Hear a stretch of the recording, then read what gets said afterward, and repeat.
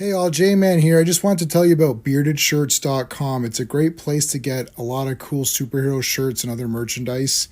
You can scroll, they've always got sales on. As you can see, they've got these really cool print all over shirts, which I really love. That's Eddie, the founder of the site. And if you're looking for stuff, all you got to do is you click on the search here and you can type in all over. And that's going to show you the all over prints, which are really, really cool. Look at that. You got Legion of Superheroes, you got Brave and the Bold, you got JSA, you got Superman, Green Lantern, Wonder Woman, all kinds of stuff. So check out beardedshirts.com.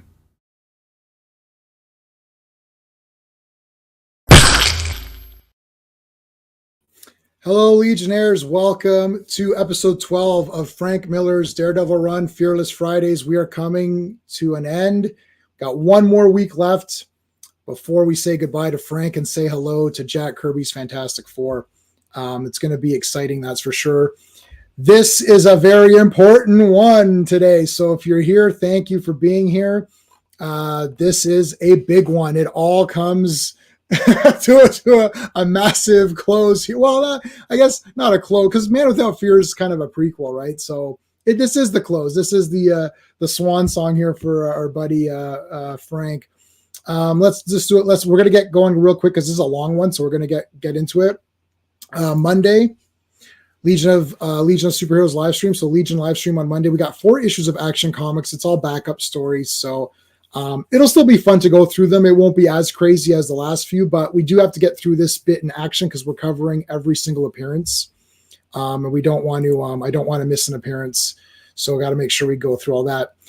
Sean and I are going to be doing Transformer Tuesday this time around because we've noticed that Thursdays isn't working out. This Thursday, we all went to go see Ghostbusters. Next Thursday is Godzilla, King Kong, New Empire. Wait, oh my God, there's a Frozen Empire and a New Empire. Wow. So Thursdays wasn't working out. So we're going to do Tuesdays for a little bit and see how that goes. And then 1 week from today, Frank Miller's The Man Without Fear. This is the last of the Frank Miller Daredevil talks. So last of the Fearless Fridays. And after that, the next week after is Fantastic Fridays with the Fantastic Four. Jack Kirby's run only up to 102, including 6 annuals in that. So 108 issues covered. So make sure you're there for that. Before we start, let's say thanks to the Legionnaires. These are the channel members that we thank. Dan, Sean, Steven, and Clobby, who you've seen before.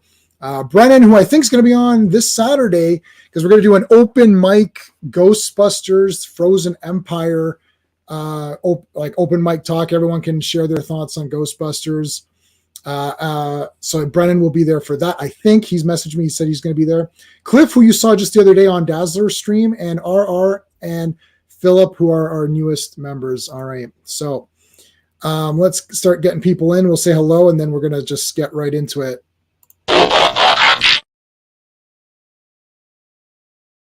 Hey. All right.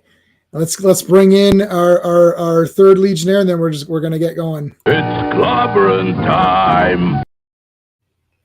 Oh, I didn't bring him in. There you go. Sorry, I clicked it. What the heck? I hate that.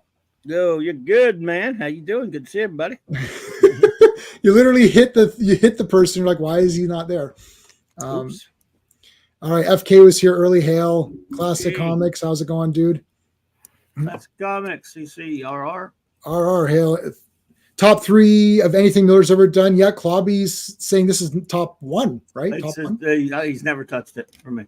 Yeah, nothing. In fact, he's done nothing even close other than some of his early issues with Daredevil we've reviewed. Batman Year 1 might be pretty close to it. I have some problems with that. Some of the decisions in that one, but for the most part, that's pretty close to this. Yeah. Might be those 2. This and then that, and then some of the Daredevil. And then, quite frankly, he has a lot of stuff I don't like. Never trust you. Don't trust Karen Page. Come on. Yeah, that's a good one. Good point. Never trust her. All right. So this is well, I guess let's do the credits and then I'll say a couple of things and then we'll get into it. So all right, ready? Yep, ready. Okay. We of course We're starting at Daredevil number 22070. Ready? Let's see here. Cover David Mazzucchelli. This was from. This is Daredevil volume only, by the way, 227. Release date October 22nd, 1985. Let's see. Boy, I remember this, man. I wasn't going to buy Daredevil. I kind of dumped Daredevil. Then I saw Miller back. I'm like, whoa. So here we go. Get on there. I got to try it. I got to see what happens. Writer, Frank Miller. Penciler, David Mazzucchelli. Inker, David Mazzucchelli. Colors by Chris Shield. Letters, the redoubtable, reliable Joe Rosen. Editors, Ralph Macchio. And he was moonlighting from making of the Karate Kid movies. Yeah, that's right. All right, so now this issue was not included in my digital Born Again, which actually had this cover, so that's pretty brutal. I don't know why that wasn't included. So we'll just scroll through it. Clobby, did you read this one, this 226? I did. By the way, that's the cover by Mazzucchelli. It was in September of 85, and Frank Miller and Denny O'Neil were the writers, the credits, and Dennis Janke inked Mazzucchelli on that. And Max Shield actually did the colors. Other than that, everything else is credits-wise is the same. So was that Gladiator we just saw? Yes. In like an actual Gladiator guy, like an actual Gladiator costume, not the cool yellow blue armor with the saw, the saw blades. Yes. He looks like he's from basically he's Flavius. Yeah. From yes. Flavius from Bread and Circuses. So yeah. Or they fight on TV, right? Yes, sir. They fight for TV. My favorites. Yeah. So yes, that's it's basically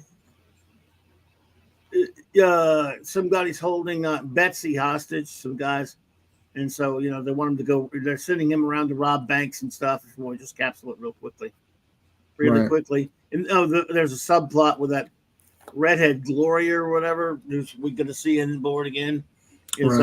She was apparently at that time, and if you weren't reading Daredevil at that time, she was Matt's new squeeze. A bit of an update if you've been following our reviews of the Daredevil series, Miller. This is a big gap from 191, 2 years obviously, to 27, right? Many developments. 26, yeah. Yeah, many developments such as the character of Heather Glenn. She self-deleted. Yes. Oh, yes. We got to be careful with that one. That's one of the limited monetization words. Yes. So she extinguished her own existence. Yep. We don't know. I can't tell you the issue number or the details or anything like that, but she did. Much like her father, incidentally, who did as well. And Matt Murdock, even in this issue, before leading up to Born Again story, is acting kooky. You could tell Mazzucchelli didn't ink this, by the way. Jeez. But he's acting kind of goofy, but he's still himself, kind of. And Betsy was kidnapped, and of course, Daredevil eventually finds out. And that's so again, Miller apparently was allowed to come in and help plot it or help write it with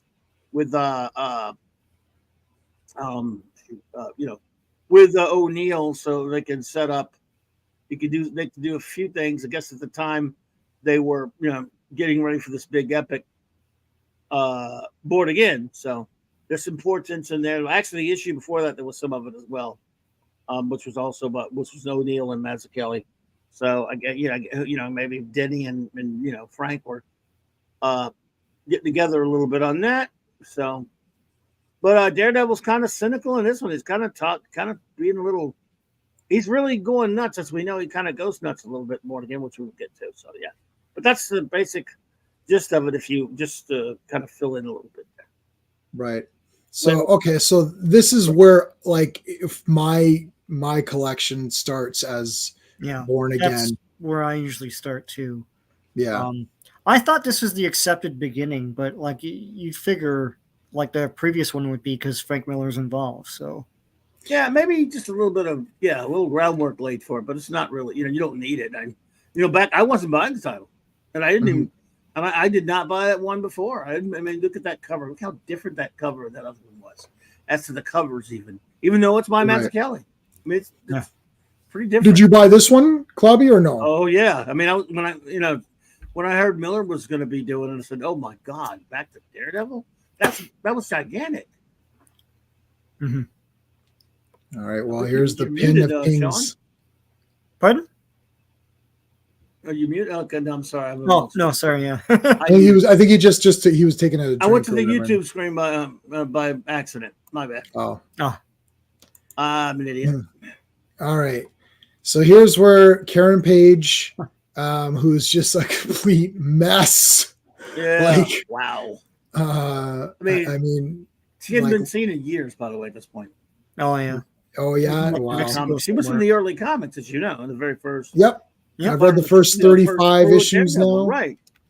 Then at some point they just, I don't know, they just dumped her or whatever it was. You know how it was. I mean, eventually she leaves. I mean, how many girlfriends has Matt Murdock even had? Lots. I mean, her, Natasha. That Glory. Well, Heather. Elektra was sort of retroactive memories, but then you have then Heather. And then Glory, which I'd forgotten about her. It's superior to Watchmen because it's not only deconstruction of the hero, but reconstruction. Oh, interesting. Yeah. I mean, it's not one, but this was an established character, so you should put him back together if you're going to screw around with him. Watchmen was nobody because they didn't do the Charlton character, so they're not really comparable. But I tell you this much, they were coming out at around the same time, and that was unreal. I mean, comics were so good. Oh my God, man! You don't know what to do with yourself. Watchmen and Daredevil, and that's just two. They were the two of the best. More was still on Swamp Thing. You had Swamp Thing is awesome. Another great book. I mean, you had him a lot of more stuff. You had Miller stuff. You had, and so many independent books that were so good at this point, man. It was good to be a comics geek at this point, man. Oh, wow. God, yeah.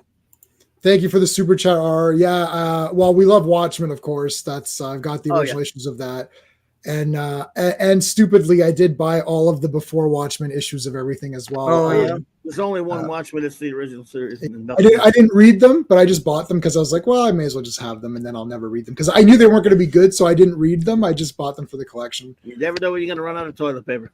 There was a problem not that long ago with that. Yeah. Not me though, because my company makes toilet paper, so I was pretty. I was pretty set. Wow. Yeah. So Watchmen. Yeah, we love Watchmen. I agree with you, Clobby. Like, I think if you're using a regular character and you're messing with them, then you got to make sure everything is good to go for you fix them. I mean, you can screw around with them if but I'm actually glad that they didn't use like Blue Beetle and Question. Oh no, yeah. I'm really glad that did not happen. Actually, brand new entities. So I will admit though, it almost would be fun to see not a 12 issue, but like a special one-off Elseworlds with the Charlton characters acting like the Watchmen characters. I'm kidding. I don't want to. I'm saying that would be interesting. Like, Worst Watchmen special edition. I don't want that to really happen. I'm saying. Yeah. Yeah. Oh, hey, San. I agree. It's not as good. It's not better than Watchmen. Oh man, I think I like Watchmen more. I Watchmen is just like that's one of those ones where I didn't care when it came out because I just didn't get what was going on. And then I remember reading it and thinking, "What is this book? It's so weird. Like I don't that squid. I literally didn't understand what was happening. I'm like, what is going on? I'm like, this is so weird. And then I thought, yeah, this Watchmen's kind of not that great. I thought Rorschach looked cool though. I was like, he looks cool, but this is kind of whatever. I was such a fanatic for it. Go ahead. I'm sorry. Yeah, well, you were a bit. Well, you were a bit older. You're older. Yeah. You're a lot older. So I'm like, yeah, this is like poop. And then my friend, and then later on, my friend was giving me his old comics. He's like, by the way, I've got the original run of Watchmen. Do you want that? I was like, yeah, of course, I'll take that. I'll take it. So I took all of his comics, and then I reread. I was like, oh my god, this is awesome! What the hell? And I'm like, oh, thank God I've got these. So I told him, I was like, oh, thanks, man. I really appreciate these. Like, I'm glad I have them. Because like he thought that I didn't like Watchmen when it came out. I was like, you're right, I didn't like it when it came out. Yeah. Not that I want this to happen, but like I don't understand the spec market because like Watchmen, you can get the entire run of the originals very, very cheap. And this is like a comic series that everyone beats their chest, like, oh, it's the best, you know, like I still got a ball. the greatest comics that no one cares about on the black market. Yeah.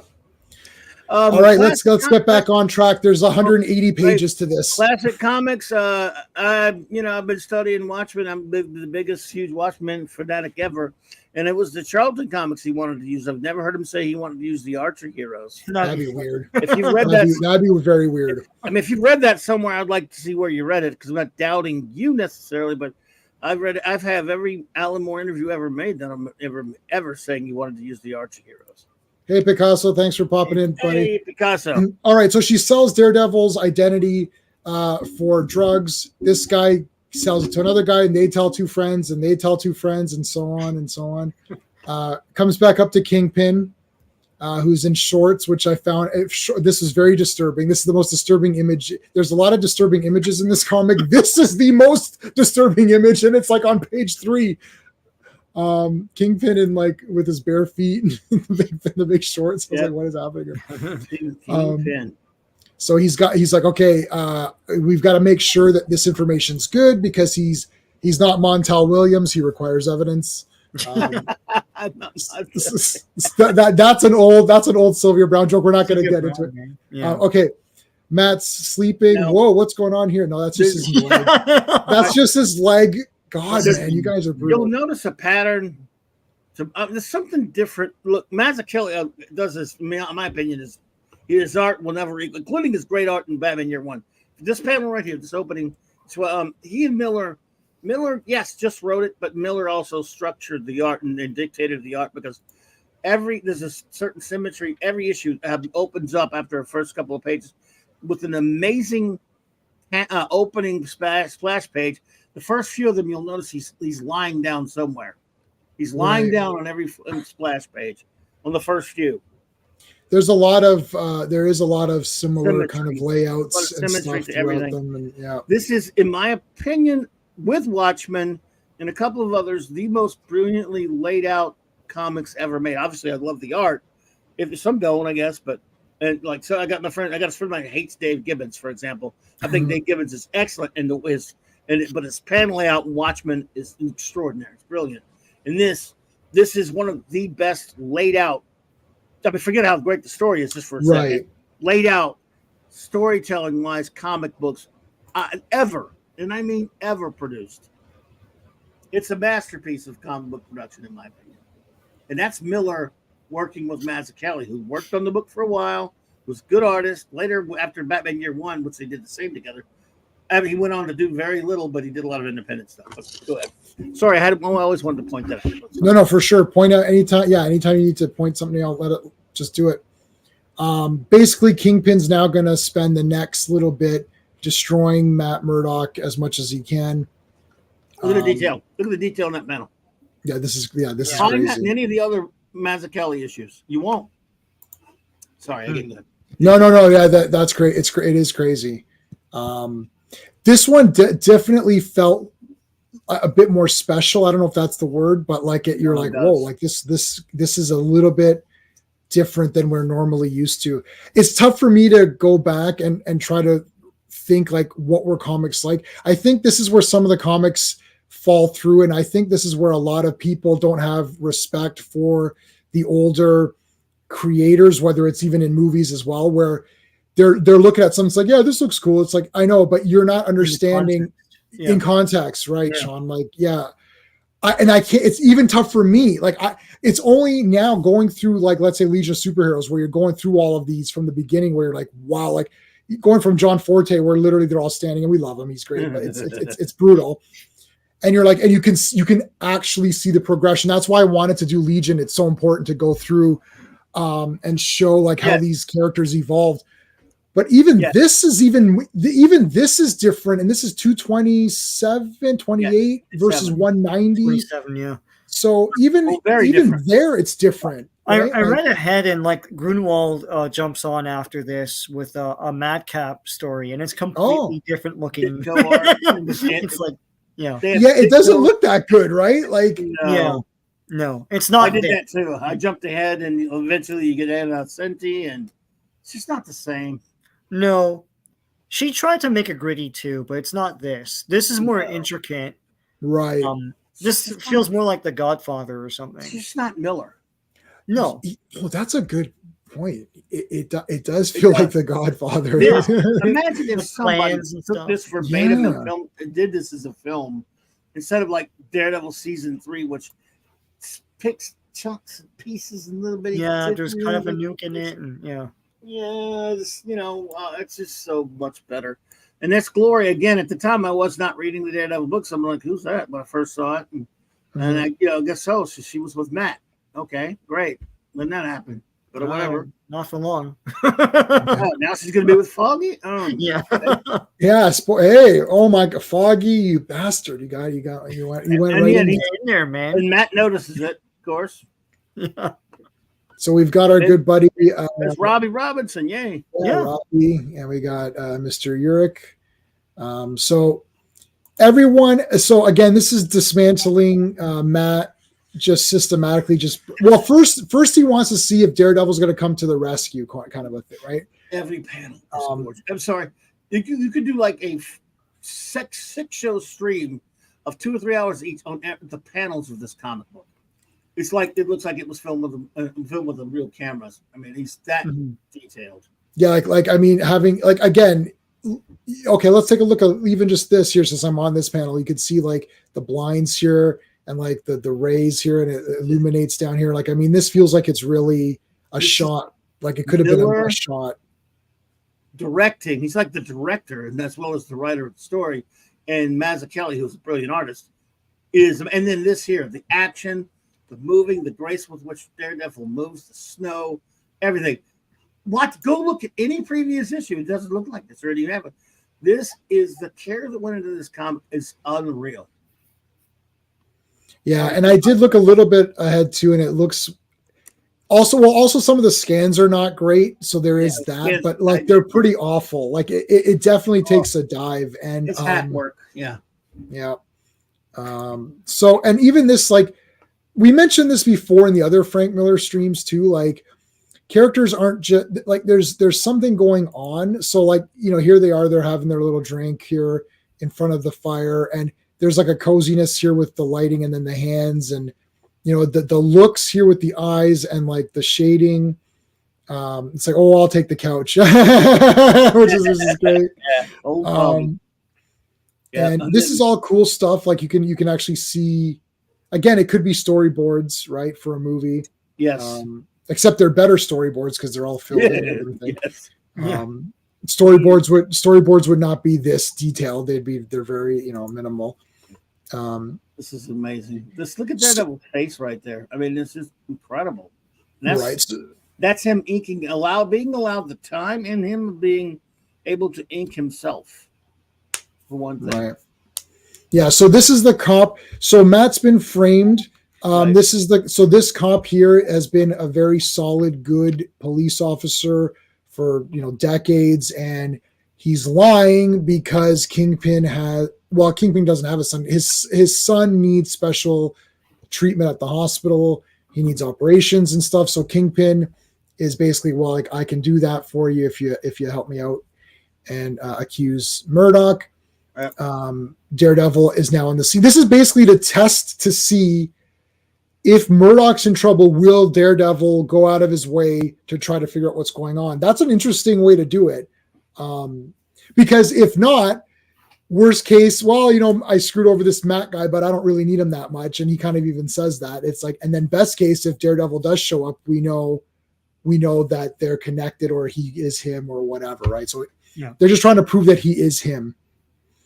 Daredevil, of course, intervenes. He calls his guys up. This is great. Beautiful. This is crazy. The flip here. This is exactly anytime I'm on a roof, this is exactly what I do to jump on the only next way one. to travel. It really is the best way to do it. And then Foggy on the couch here. You know what? Okay, I got to tell you, this is like, because I've slept so when I was working late nights on my escape room business, I was coming home and I didn't want to disturb my wife. She's a very light sleeper. So I would go and sneak in and go on the couch. And this is exactly how it is. Like he did it so. It's so perfect. Perfect. It's perfect. She's cooking some breakfast for him. He wakes up. You know. She Oh talks yeah. like she's a good Irish girl. Yeah. She's good. All right. Kingpin's got his pants on. Thankfully. Yes. After the horror of the pantsless, the pantsless Kingpin. This is all awesome again too. You know, getting his guys, and this is really awesome. He's seeing the photos, like, okay, yep, this is a great, this looks wicked. This is just so cool. Oh, man. One of my favorite shots right here. This one with the coming up. Oh, this is that awesome. was great too. That Matt Murdock. Who's going to talk about Matt Murdock? He's going around. Yes, he's desperate to find out what's going on. Oh, thanks for the super chat again. I prefer this because while Watchmen is more layered, complex, deeper than Alice. Yeah, I mean, I like Daredevil. So look, I like Daredevil better. I like the Daredevil character better. Okay, let's put it this way. I like the Daredevil characters better than the Watchmen characters, but I think I like the Watchmen as a collected beginning, middle, end. Yeah, better. How's that sound? I don't think it needs to be either or anyway. I mean, they're both that's true. Different. They're not really. They're almost apples and oranges because Watchmen they would purposely used archetypes rather than using established characters more, and Gibbons would have created that to tell a deconstructive story for sure, and it's not hopeful. That's fine. I prefer this in all kinds of ways because of what he's saying, because of the helpful ending, and because I love Daredevil even more than I do love Rorschach, and I mean, and Night Owl and other characters. He made me love those, even in a terrible nihilistic story. He made me love the characters like Rorschach and all that stuff. But they're different. They're used for a different purpose. They're not really. Technically, they're not really real superheroes in the sense of what superheroes are supposed to be. Daredevil is, and so I mean, I guess maybe I would say I prefer this too, in the sense that I love Daredevil more, but I love them both, and it's apples and oranges as a comparison, and it's great to have them both up. Yeah, and I mean this one, they both cause a lot of trouble, and I think I'm more like this one is a more. You know, I would read it again sooner. Whereas Watchmen, I don't think you can reread Watchmen. It's a little bit dense, so you need to like. You know how many times Watchmen now? 47. It could be past 50 to 60 by now. Oh, not awesome. I wish I could read like is it Data or who reads really? Or no, you know who I wish I could read like Bookworm from Batman. Yeah. Oh, well, Clubby, awesome. you're the first man on Earth who dressed as Rorschach. That's what I said. I forgot to tell you about that. I'm the first. Yeah, you told us. Yeah, that's a fact. I checked. I double checked. No way to confirm or deny that, but I'll just say when we did that and won the costume contest, there were only 2 issues out. No, I checked. It's confirmed. Yeah, you might be the first man. No, it's confirmed. I checked. I've double checked. Gave us our award when we won that costume contest in Dallas Fancy Fair 1986. You know who gave us the award? Richard Peeney, the guy who produces ElfQuest. Oh, wow. Oh, cool. I'd met him at a couple cons, and we've had some discussions. I'm sure you're familiar with ElfQuest, right? We know ElfQuest. I haven't read ElfQuest, but it looks really neat. It looks neat, but I always saw a video where they said Marvel and DC rejected them, and then until it got popular, then Marvel started reprinting it for their Epic line. Yeah. Bastards. All right, so Karen looking as like frail as ever. Oh, boy, does she look rough. This guy takes a shot at her. So Kingpin wants anyone that knows about this to be eliminated. He doesn't want any loose ends. He doesn't want anyone. He doesn't want this leaking everywhere. He almost like is like, I'm gonna be the one who's gonna do this. It's got to be by my hand. So Karen, of course, knows about it. Yeah. Actually, I'm not having another show tomorrow because J-Man has his stream for Ghostbusters. But we'll be yelling and screaming about that. The following Saturday will be well, things I agree with everything you're saying. You're talking to me like you're fighting with me, but yeah. I still want to hear. I'd rather hear you guys scream, even if you don't mean it. Yeah. Well, we'll see. The people that some of the people that won't come on though, that's the other problem. I might be late anyway, so yeah. So they're not coming on. Okay, so continuing on, he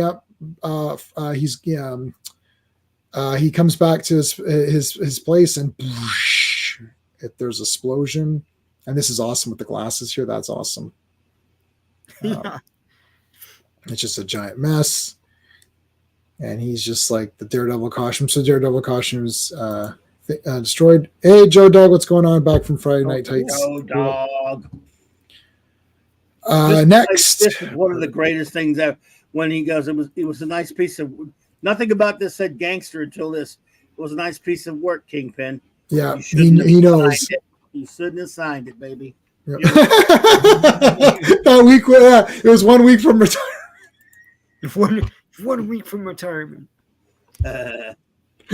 He almost paid it off. He almost 1 week from paying that. What's the one where the cops blow up and they're in the trees or something? And one guy in the tree is like 1 week from retirement. That was Last Action Hero. Is that Last Action Hero? Yeah. Last Action Hero.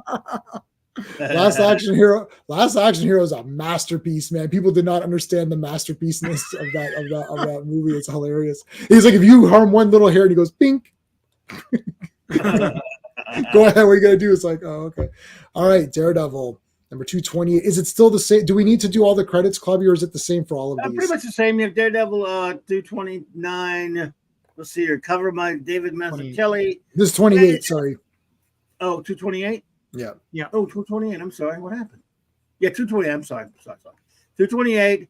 Release date November 26, 1985, if people care about that. The rest of Frank Miller story, David Mazzucchelli on the art, and the colors on this one. So, yeah, it did change a little bit. Joe Rosen, the letters, and the Karate Kid was the editor. he hadn't gone to Okinawa yet. But he doesn't have a flight ring. He doesn't know. Yes, he doesn't have the. Oh, wow, there's so many connections. It's like Foggy's changing a light bulb and falls down on his butt. How many Foggies does it take to change a light bulb? Yeah, how many? Foggy, it was Matt. He's being an a-hole. Again, look at the pay. Again, you see something connected to the last one? He's lying down, this time not in his own comfy, posh bed, but in a two-inch room there. Yeah, I mean, this is purgatory. Purgatory. So he's basically like, what are you going to do at this point, right? So he's just like, what the hell am I going to do?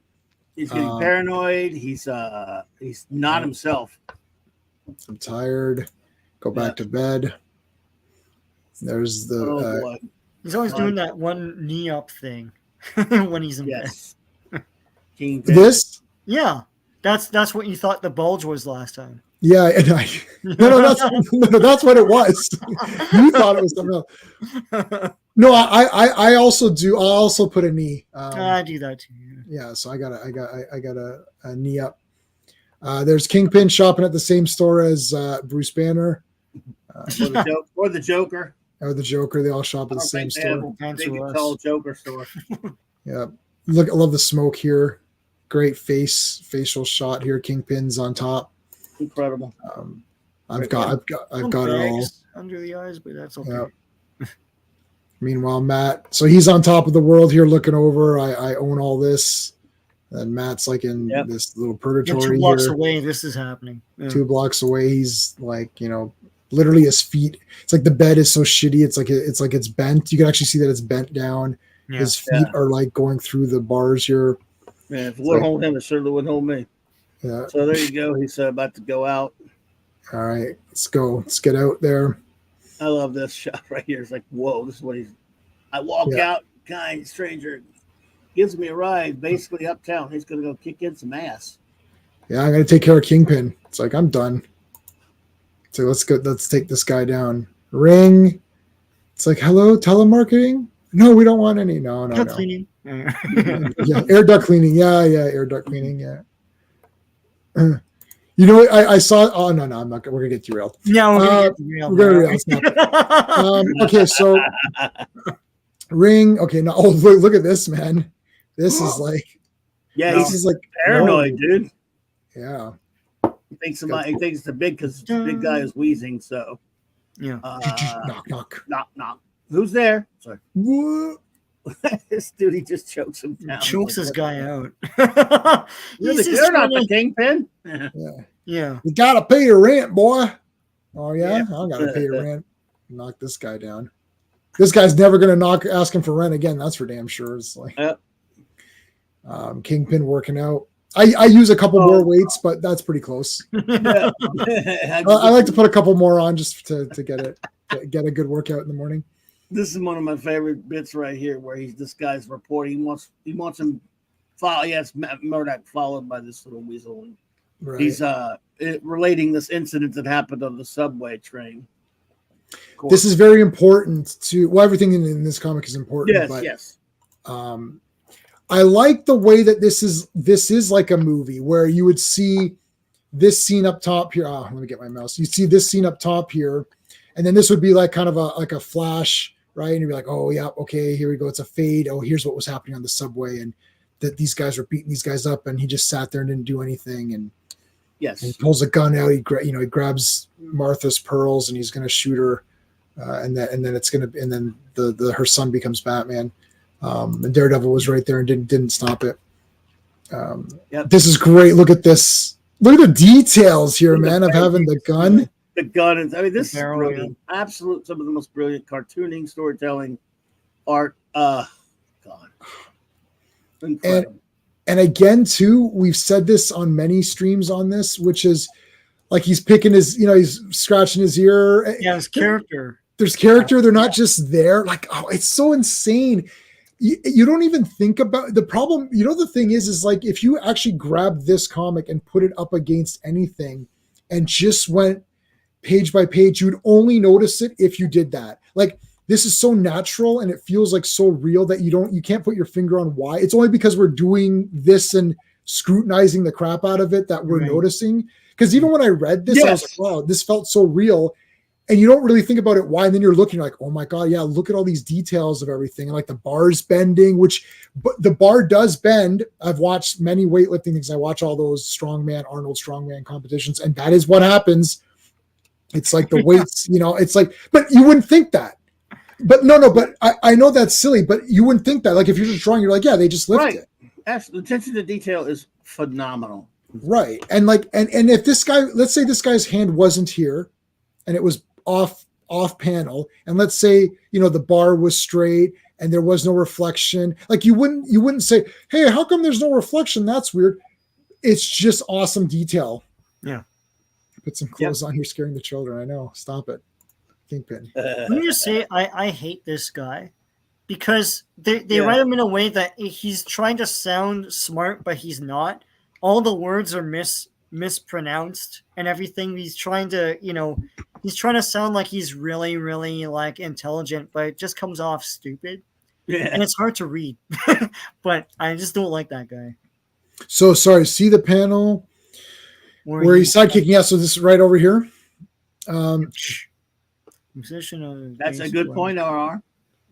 Tower. Oh, that's cool. And a kicking foot's heel is presented. Yeah, you do kick that way if you're doing a side kick.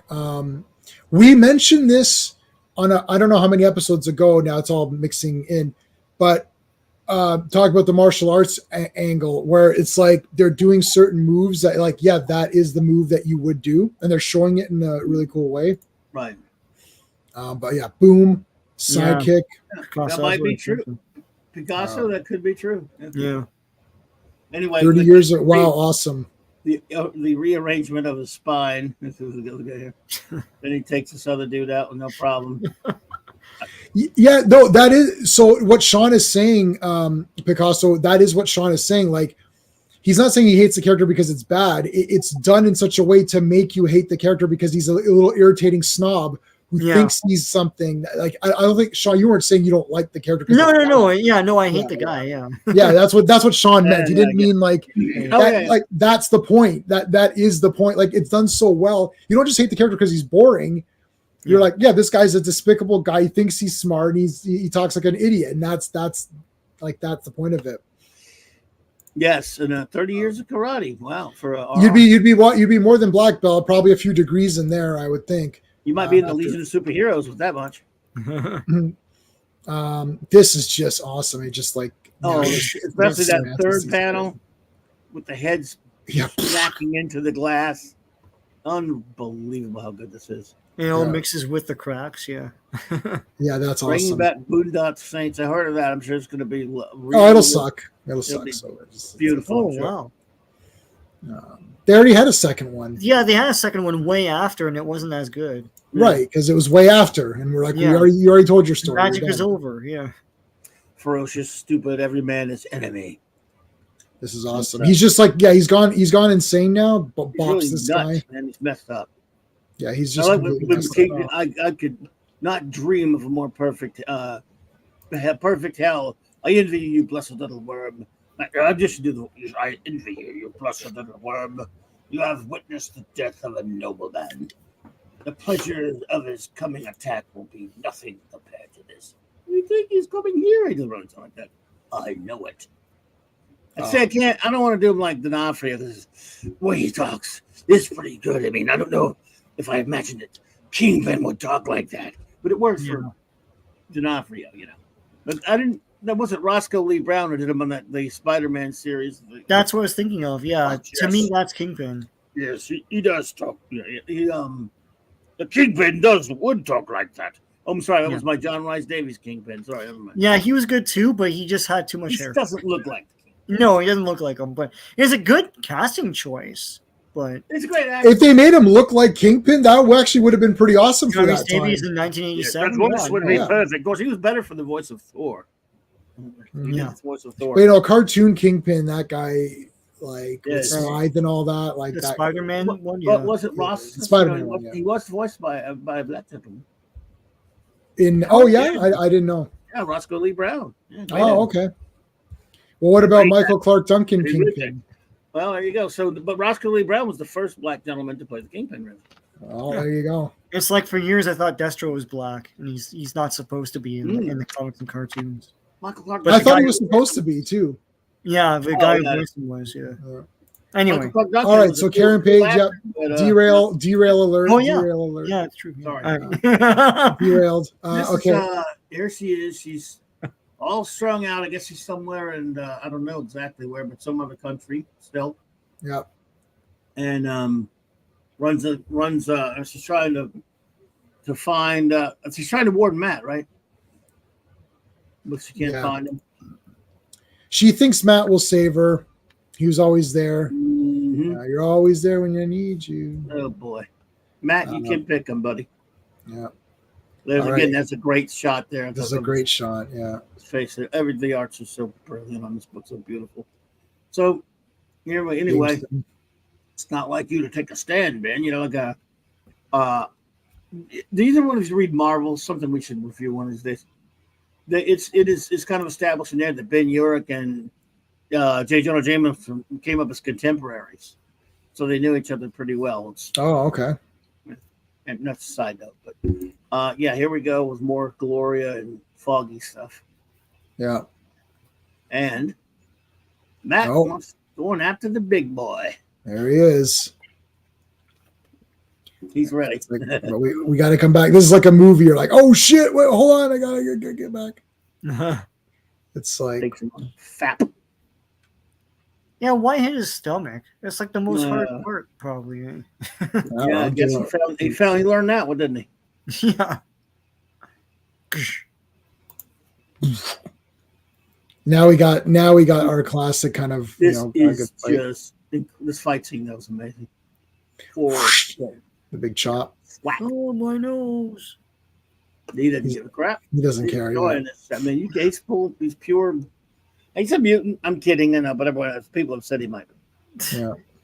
I don't know. He might be. I mean, it's kind of weird. He's Punish never him. been to the blob. Never. Yeah. But he didn't. Nothing moves the blob. No, nothing moves the Very blob. much like the blob.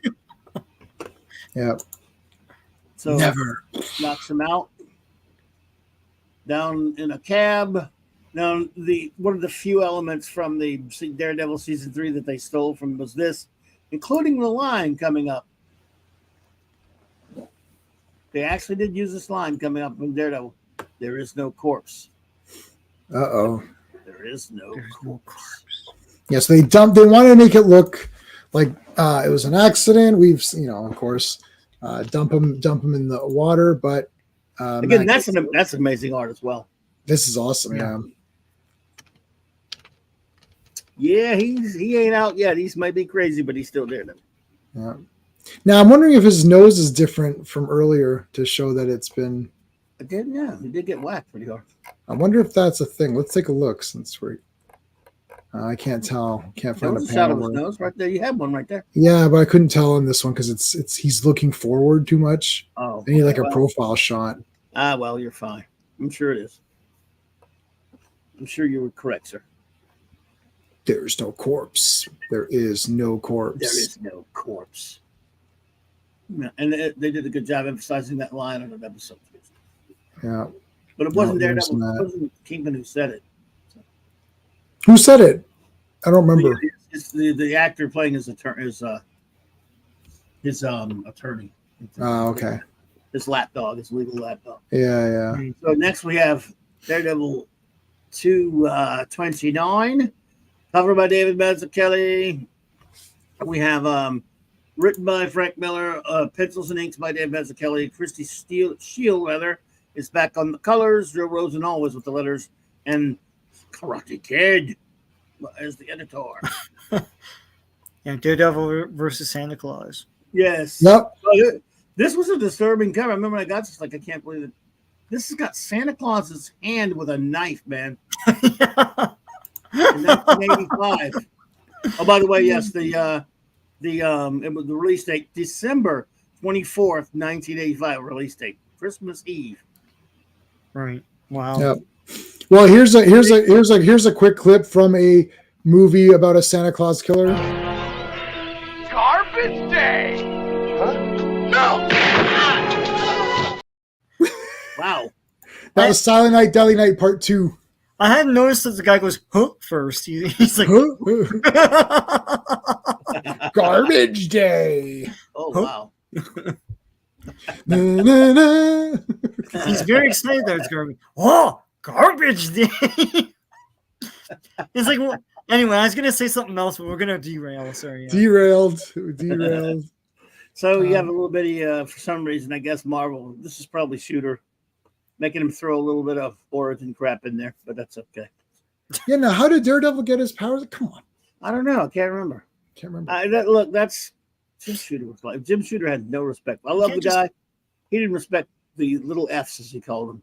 Yeah. You can't just settle for that paragraph that they, I guess that's after. They didn't do it anymore, but yeah. Yeah, they have that in every. Yeah, it's that not just anymore. that Not banner. at this point It's they like- were doing it. Yeah. They were doing it anymore.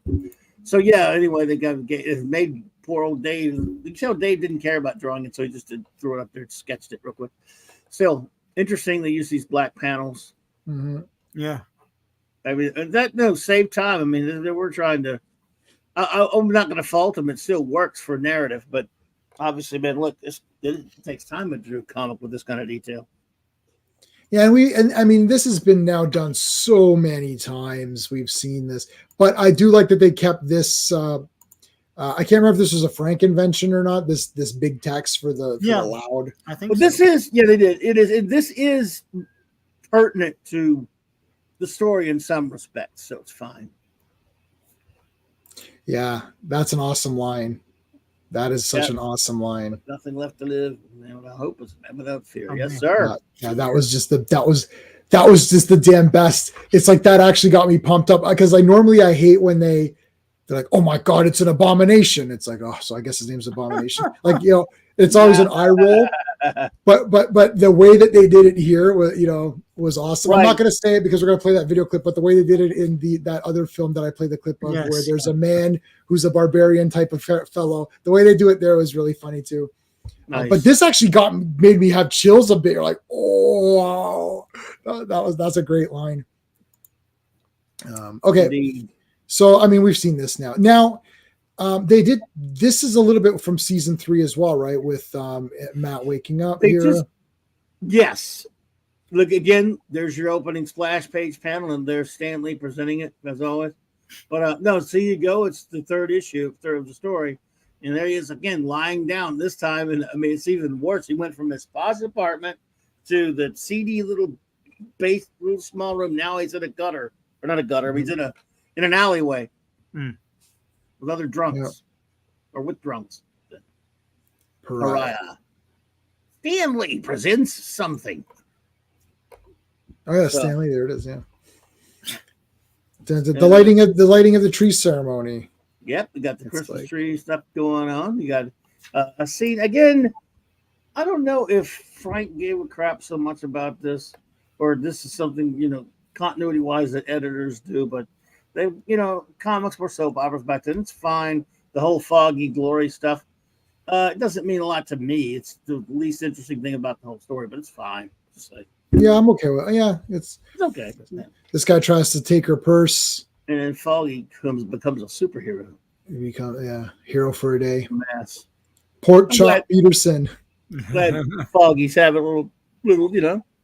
He's got Charlie Brown's shirt on. Yeah, he does. He throws look. If you got hit in the face with a with a bowling ball, what Yeah. the heck? That hurt. That hurts. Good grief! He is right, deserved it, man. though. Good grief indeed. Yeah, Jonah. What? I know Jonah Hex. I don't know. That I or know just him death and resurrection, because that's Mhm. his redemption. I'll kill you, you crazy whoop! Bowling ball in the face. Take off, take off, take off. It's like No, good I'm not tidings and comfort and joy. It's like you're literally standing around while this woman's being like, yeah. Yeah, they're all like, "Yeah, you guys, I'm glad you guys are okay. We're about to help you." No, No. I'm not dead, not yet. all right. As long as I keep moving.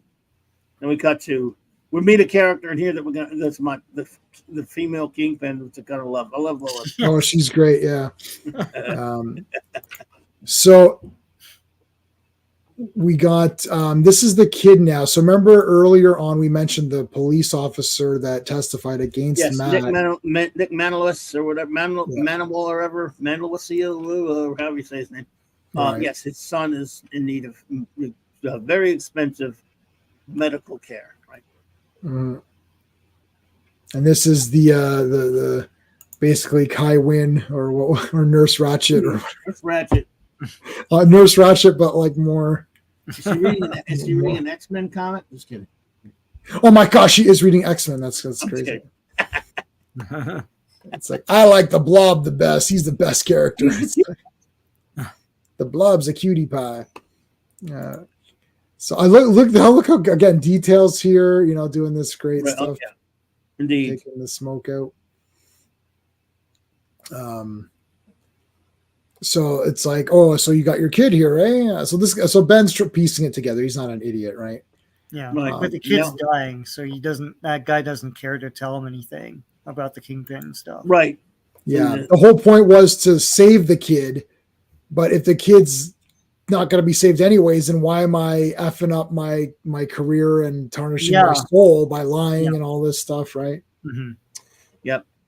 Of course, you have back to Karen in the third world country that she happens to be in, or whatever it is. Yeah. And then, she's got problems. Heroin withdrawal. This is 1985 because of things like Watchmen and Dark Knight and different other stuff. Marvel's like, look, we need to keep up because their comics were pretty puerile and bland and had a lot of lousy, hacky stuff. And DC was whipping their ass. They managed to get Miller to come back. And they decide, we'll allow some pretty dark stuff. Do whatever you want. It's like, okay. Yep. In fact, at this point, he's out of the costume for this whole thing, right? Yeah. Early on. And Marvel, He had in the beginning, and then it just got blown up. He said they were afraid I wasn't going to put him back in the costume. They kept on me, look, where's the costume, man?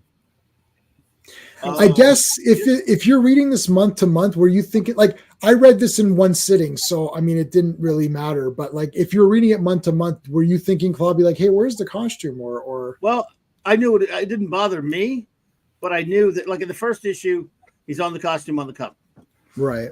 And he's in the costume. As we know, he was been in costume up until that last issue. So but now you have a few more to go and he's out of costume.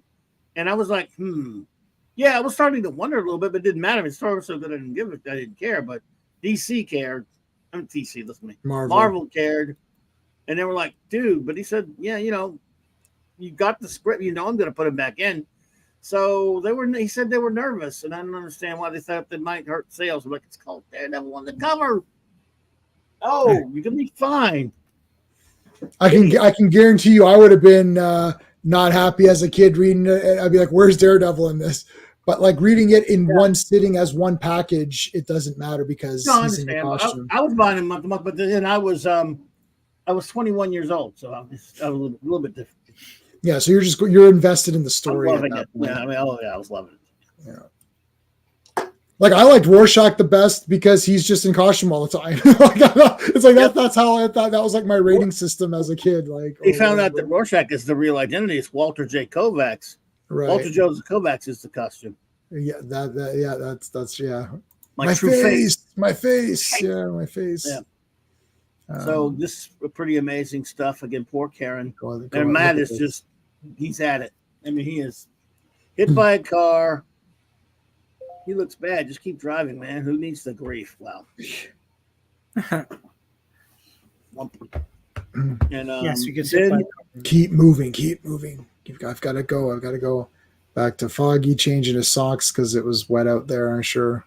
Now our favorite character that we miss so much, and we get to see. Hey, Turk! Yay, Turk! We love Turk. And then they beat up a Santa Claus. Nice going. Yeah, I love.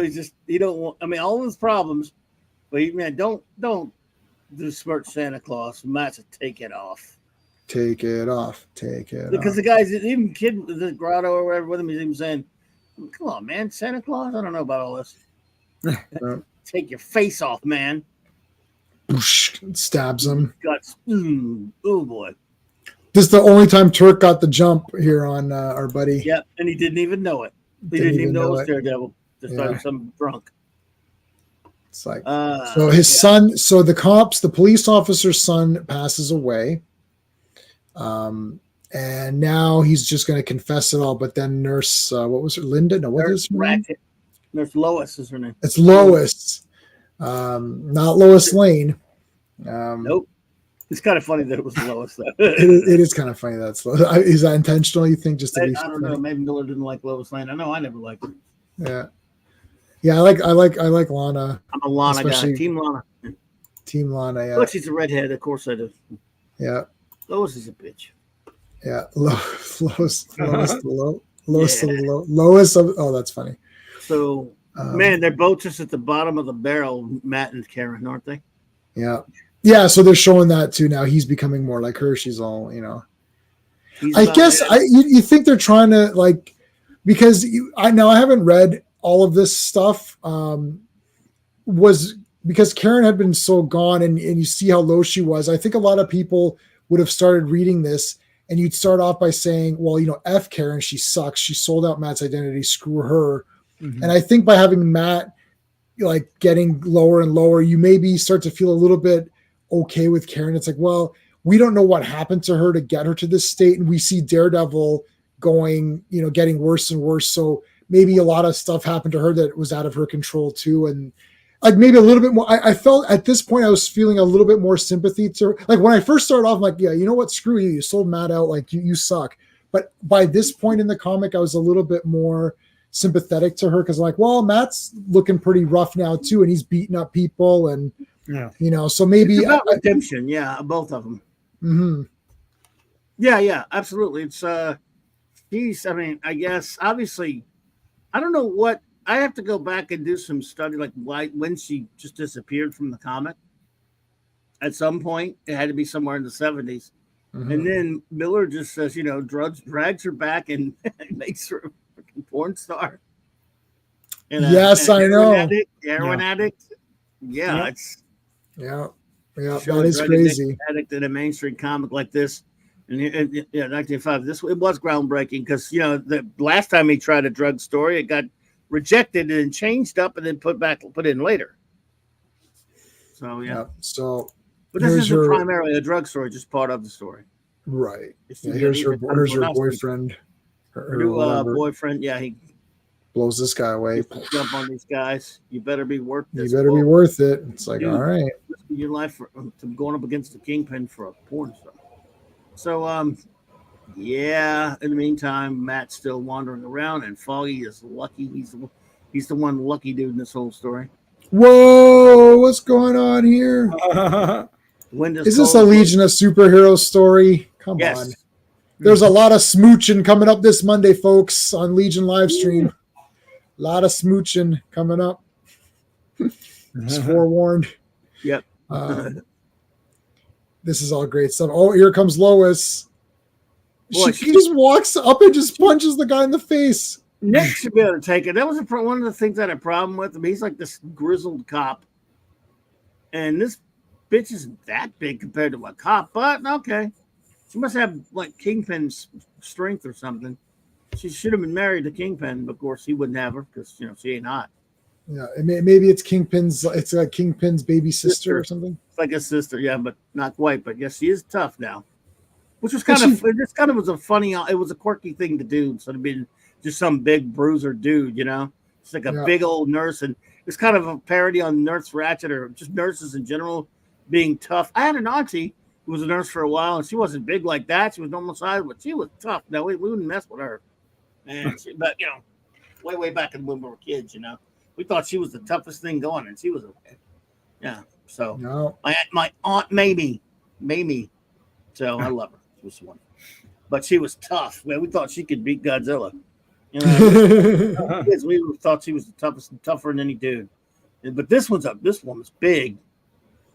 That is true. Or we cannot assume. Well, this was 1985. Men were men, women were women, and small furry creatures from Alpha Centauri were real. Small furry creatures from Alpha Centauri. Correct. So yeah, she can break his hands, bust his fingers. What's going on? I had a broken finger. It's going to be. Well, I broke it in July. I still can't bend it all the way, and it still hurts. That's crazy. Man. Wow. It still hurts. Yeah. How do you like that? Anyways, I don't like it. I had a broken one once, and it's fine. That was good. So he's back at the gym, punching the bag. Jim. Meanwhile, in another comic. No, I'm just kidding. Yeah, meanwhile, in another comic. So somehow he ends up, and she knows him. His mom shows up at Baldwell's. Yeah. Wow, that's great. That's again beautiful scene right there. Yeah. That's awesome. Haunting scene.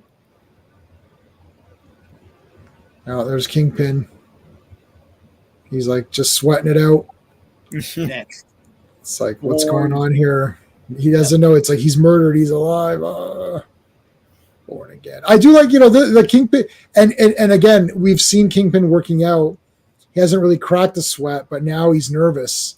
So again, showing it through the drawing. I mean, you're reading it, but it's also being shown in the art as well, which is really good. He's sweating, and it's like, it's either he's just like losing himself in the workout, or he's, actually like getting a bit nervous now. He doesn't know what's, good. I think Kingpin, once he wants to know everything about everything. And if there's a piece of the puzzle missing, he can't handle it. Right. Yeah. Thank you, RR. Yeah, that's true. Lois is like a hench person from a Bond film. True. Yes. Thank you for that. Yeah. So here we go with Born Again. Okay. Daredevil, Born Again. The number 230. Release date January 28th, 1986. Good times. I miss him. Cover by David Mazzucchelli. Story by Frank Miller. Written by Frank Miller. Penciled and inked by Dave Mazzucchelli. Max Shield, not Christy Shield this time. I mean, maybe they were a husband and wife team that just took turns with, so to speak. And letters by the redoubtable Joe Rosen, and then edited by Karate Kid Jr. or Senior or Daniel-san or Ralph Macchio, whatever you want. Daniel's, yeah, right, yeah. So here we go. A little recap. By the way, this comic, it was on time, but it just felt late for some reason. I guess it just couldn't wait. Anyway. Yeah, so this is the recap. I don't know why you needed to recap, but it helped them have a page they can go quick on. This, again, lying down this time, almost he's in a church, he's got nuns around him. It's almost like he's it's about redemption. Praise God, he's alive, like he's resurrected, I mean, this is a lot of symbolism here because Miller has said he's a Catholic Christian superhero. So Yep. Stan Lee did it all. He said, "I present this comic because I wish I'd written it." Yeah, I present this comic. Well, now I'm presenting it. I'm presenting it on the live stream, so I presented. Yes, you are. This. So you presented it. By the way, Classic Comics. Yes, Love and Rockets. Wow, yeah. Never bought that. I never got into Love and Rockets, but people did like it. I didn't either. It was popular. Well, there are no superheroes in it for me. So. No. So, but nothing against it. Just saying. Here we are out in the sticks, out in the jungle. Oh man, this is but this here though with Kingpin just like blowing off steam by beating the crap out of him. I wonder where he buys his underwear, man. That's like. Man, you better be paying these dudes because they go, man, I better be getting paid to get my ass kicked by the blob, basically. Nothing moves the blob. Nothing moves the blob. It's like, oh, I'm putting your coat on for you. Oh, thanks, you're the best. Meanwhile, it's like this guy's destroyed. Yeah, his fingers are broken. At least Nurse Lois did it next to the hospital so that they could get treatment quickly. Yeah, right away. Yeah, that was very kind of her. Yes, I thought. That was very. Yes, she's compassionate. And I thought she was going to do both hands, but she only did one hand. She's looking better and better every second here, man. Wow, what a fantastic lady! Never. One thing I tell you what, after seeing season 3 of the series, they spent way too much time him wallowing in all that anger and self-pity and all this. It really got on my nerves. I liked the show for the most part. I love the first 2 seasons. Third season, I just thought this, man, it's brief and it's good God, thank you. That's what I need in my story. I want more, substance than just whining about everything. And it was being the Netflix shows, even the best ones are filled with too much boring soap opera monotony. And this, not so much. Miller, very concise story. Yeah, no, for sure. I'm on my second viewing of it, and I'm finding it to be a little bit slow at some points. I'm like, instead of 10 it probably could have been 7 episodes, instead of 10 or whatever. On third season? I don't know how many episodes they were, but you could probably. They're 13. Are they 13? No, I mean on the third season you're talking about, or the first? Of all, even the other 2 seasons, like they all could have been probably 2 or 3 episodes shorter. Are they not all 10? Yes, they're all 13 episodes. All of them are 13. Oh yeah, well. So I think they could have done 10. Yeah. Even though I love them, I agree. There was the times when they just got way too. Now compare. At least they still had. At least when that was going on, like you knew you were still going to get by the end of each episode, you were going to get some cool Daredevil stuff in it. Even though in the first season he wasn't in the right costume, you were going to get some badass stuff even in the slower ones. Other shows they've done, I mean, you would go whole 2-3 episodes with boring shite and never anything cool. I know, that's for sure. I pretty much like the Netflix Daredevil, and that's pretty much the only one I really like. I kind of gave Luke Cage season 2 a pass because that villain is super cool to me, like Bushmaster, and he's got the accent. But otherwise, it's like all of the other ones, all the other Netflix ones are not. You know why I give it a season to pass? Okay. No, I was going to say they made a lot of bad decisions with the Luke Cage one, like baffling ones too. Except for one episode when he and Danny Rand teamed up and acted like Power Man and Iron Fist. Oh yeah. Episode. That I love, but I'm with you. Yeah. So Ben Urich is spooked. Yeah, for sure. Yeah. Yeah, this guy's not a superhero. He's not a cop. He's like, man, this woman just came over and just broke my fingers. I did nothing, right? Like she just came over and did it. Yeah. Look at the busy, like you really get like this busy street here. It's like honk, honk, honk, honk. Yeah. This is just me driving home normally. Like,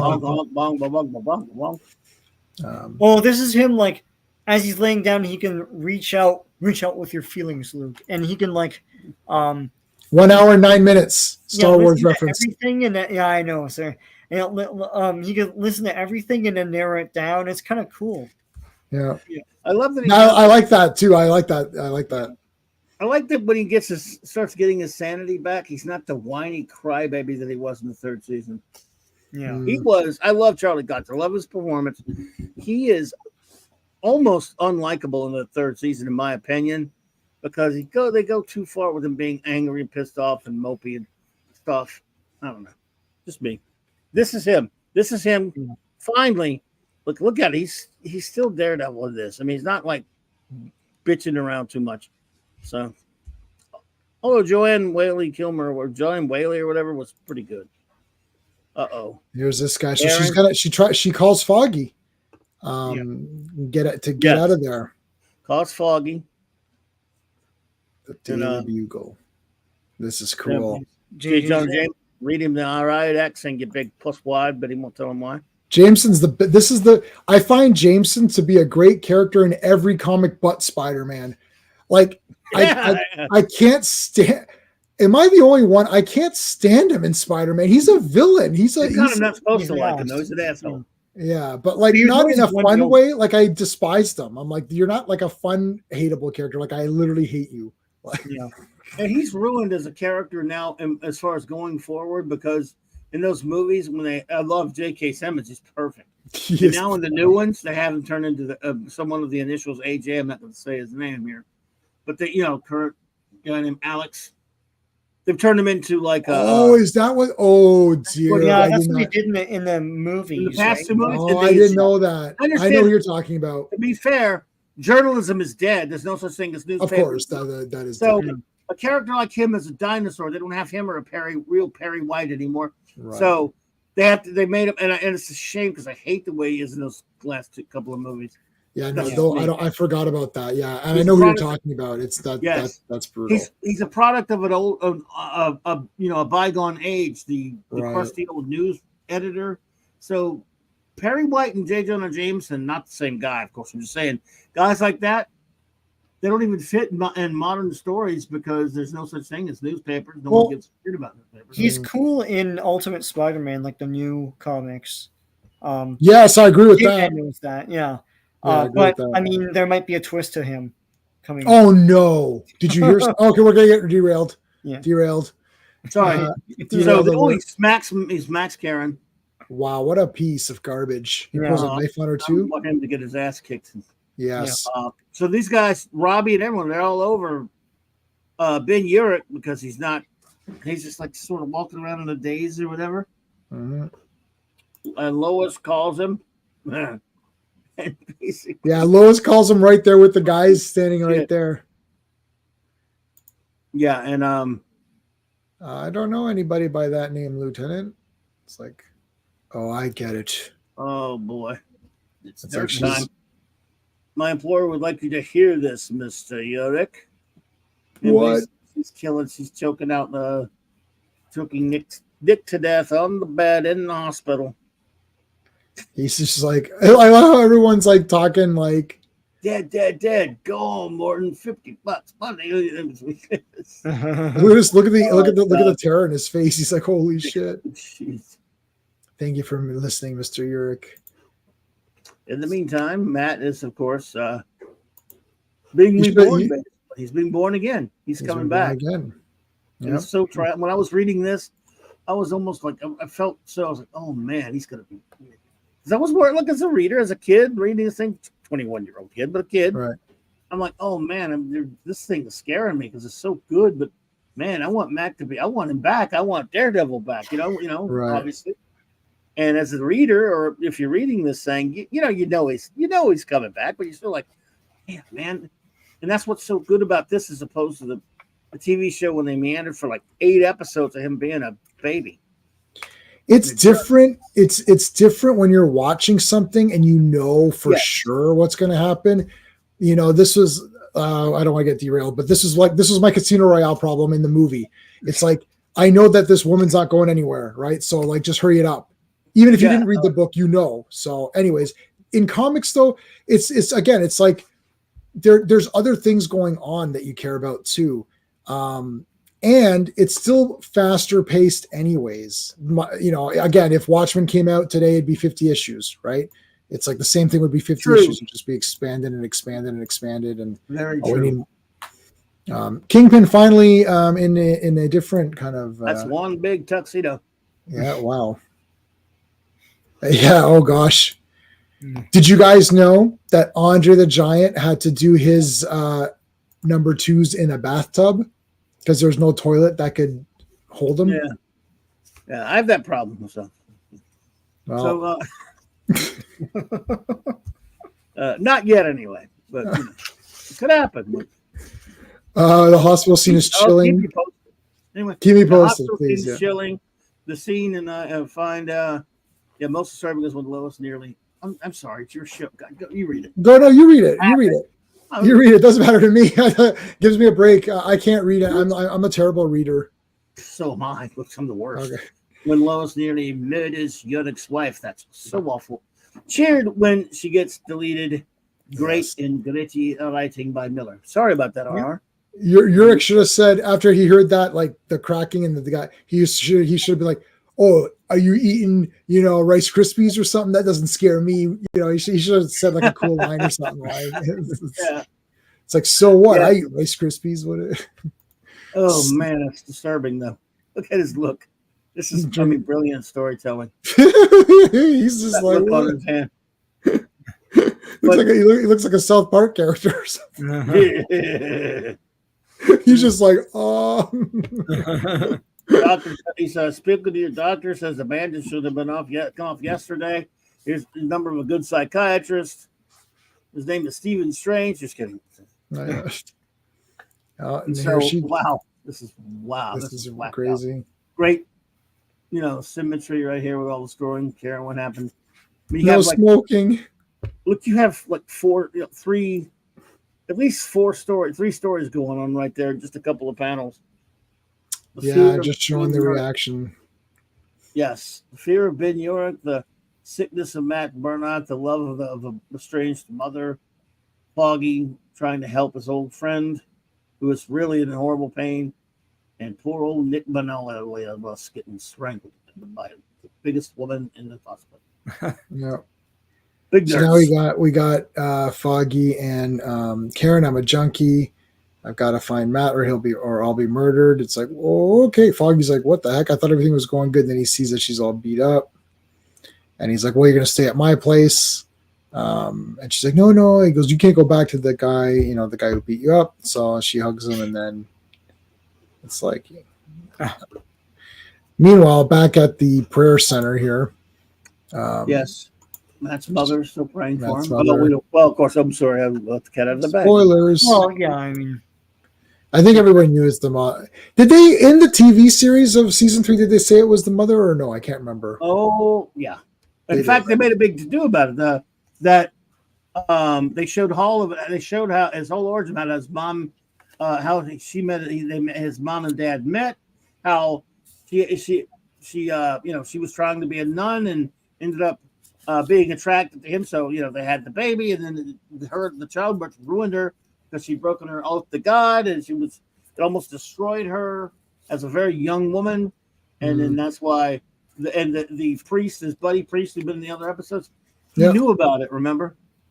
So I gotta watch season 3 again. We got stuck on Star Trek original series. We haven't gone back to way better than that. Yeah, we can tell because there's like mega videos now. Is there 1 or 2 videos? I've still got 3 more to shoot, and I've got the next.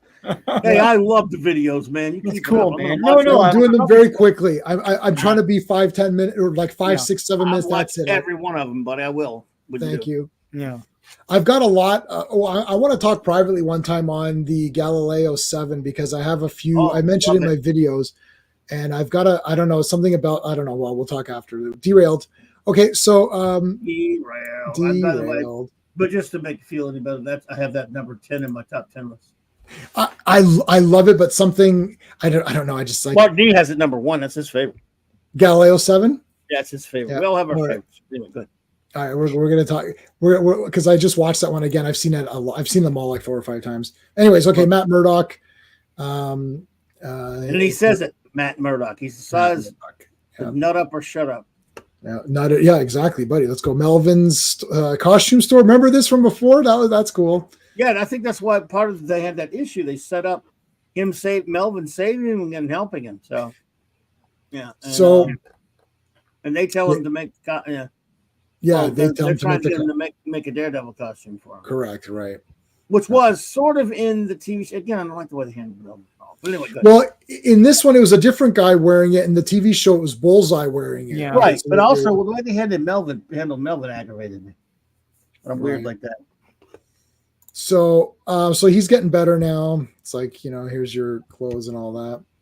Then he Are just you my flat out mother? asked her, "Are you my mother?" Yeah, flat Of course out. not, child.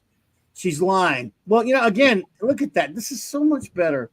The way he handles on the TV show, he's pissed off at her, and he's pissed off that guy for not telling him. He's a total a-hole. I hate that. Hate it.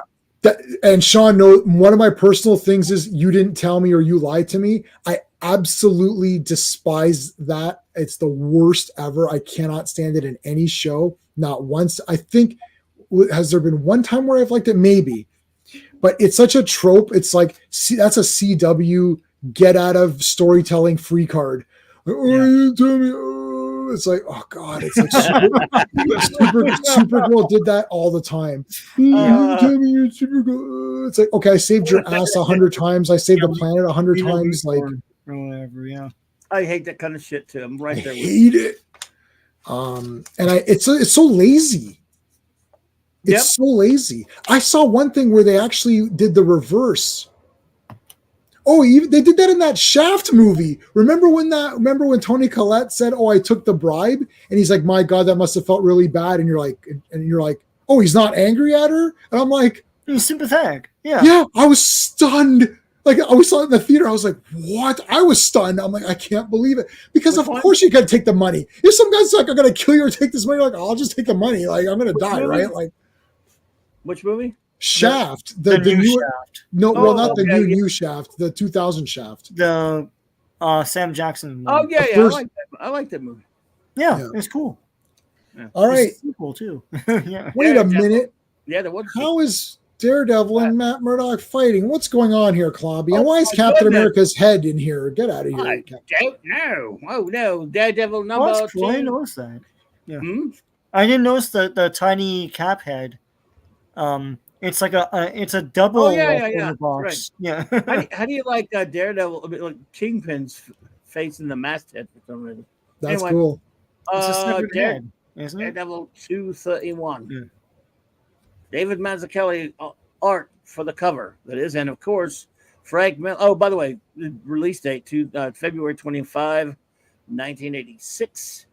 Written by Frank Miller, drawn and inked. Penciled and inked by David Mazzucchelli, Max Shield on the colors this time, and the great Joe Rosen on the letters, and edited by Karate Kid. Karate Kid, baby. And Stan Lee is the presenter. Thank you, Stan. We appreciate all your hard work on this by issue. Me. Yeah, did a lot of hard work on this issue. Presenting it is I've actually done more work presenting it here than Stanley has done. You did. That's true. Because I still have to load it up, find it, set the stream up, send the links out. I've literally done more in presenting it than Stanley. To sum up, we started with Apocalypse. Each title of each issue: Apocalypse, Purgatory, Pariah, Born Again, and now we're at Saved. Yeah. Oh man, right. This issue here. Boom. He's back. He's working out. Working out. Fat. So he's gonna fly now. Stanley presents Saved. He punched it so hard that it broke off the just like Captain America and I forgot. I keep forgetting. Jim Schubert is the editor-in-chief. So now Ben Urich has decided to drop dime on the Kingy. Yeah. And the cops are like, "Well, okay, you're gonna be fine." Cop strangled in hospital bed. It's like, uh-oh. Another thing, I love the TV show. That killing Ben Urich pissed me off. Yeah, it did, because all they did was they made Karen Page and the editor do what he should have been doing, and I'm like, and the relationship between Ben Urich and Daredevil, Matt Murdock, was so good in the comic.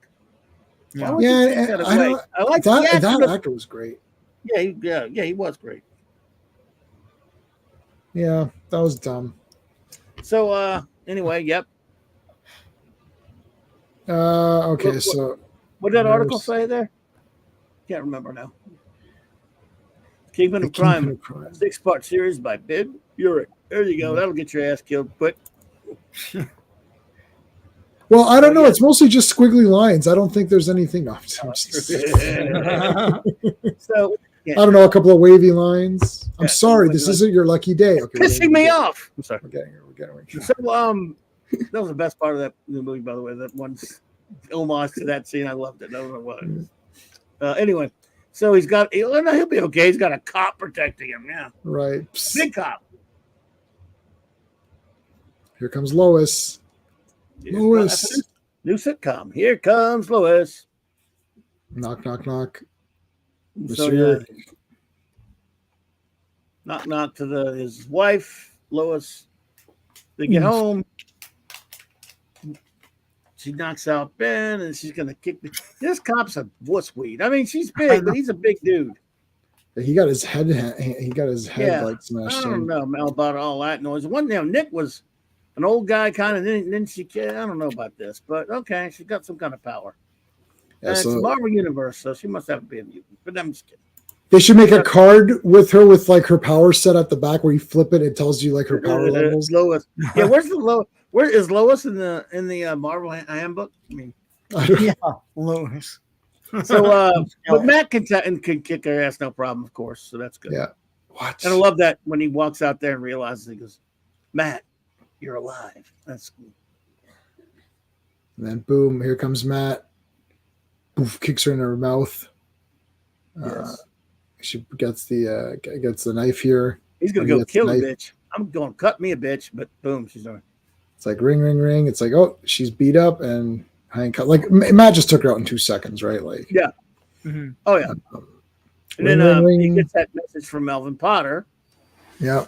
About he's trying to find and he can't talk to him, but Matt heard it, so he goes to see Melvin. That was awesome because it's like now you'll know about the costume, and then they hug and everything's okay. Oh yeah, I love that scene too because So Kingpin needs a psycho to put the costume on. Yes. Again, not Bullseye, just some nut. Right.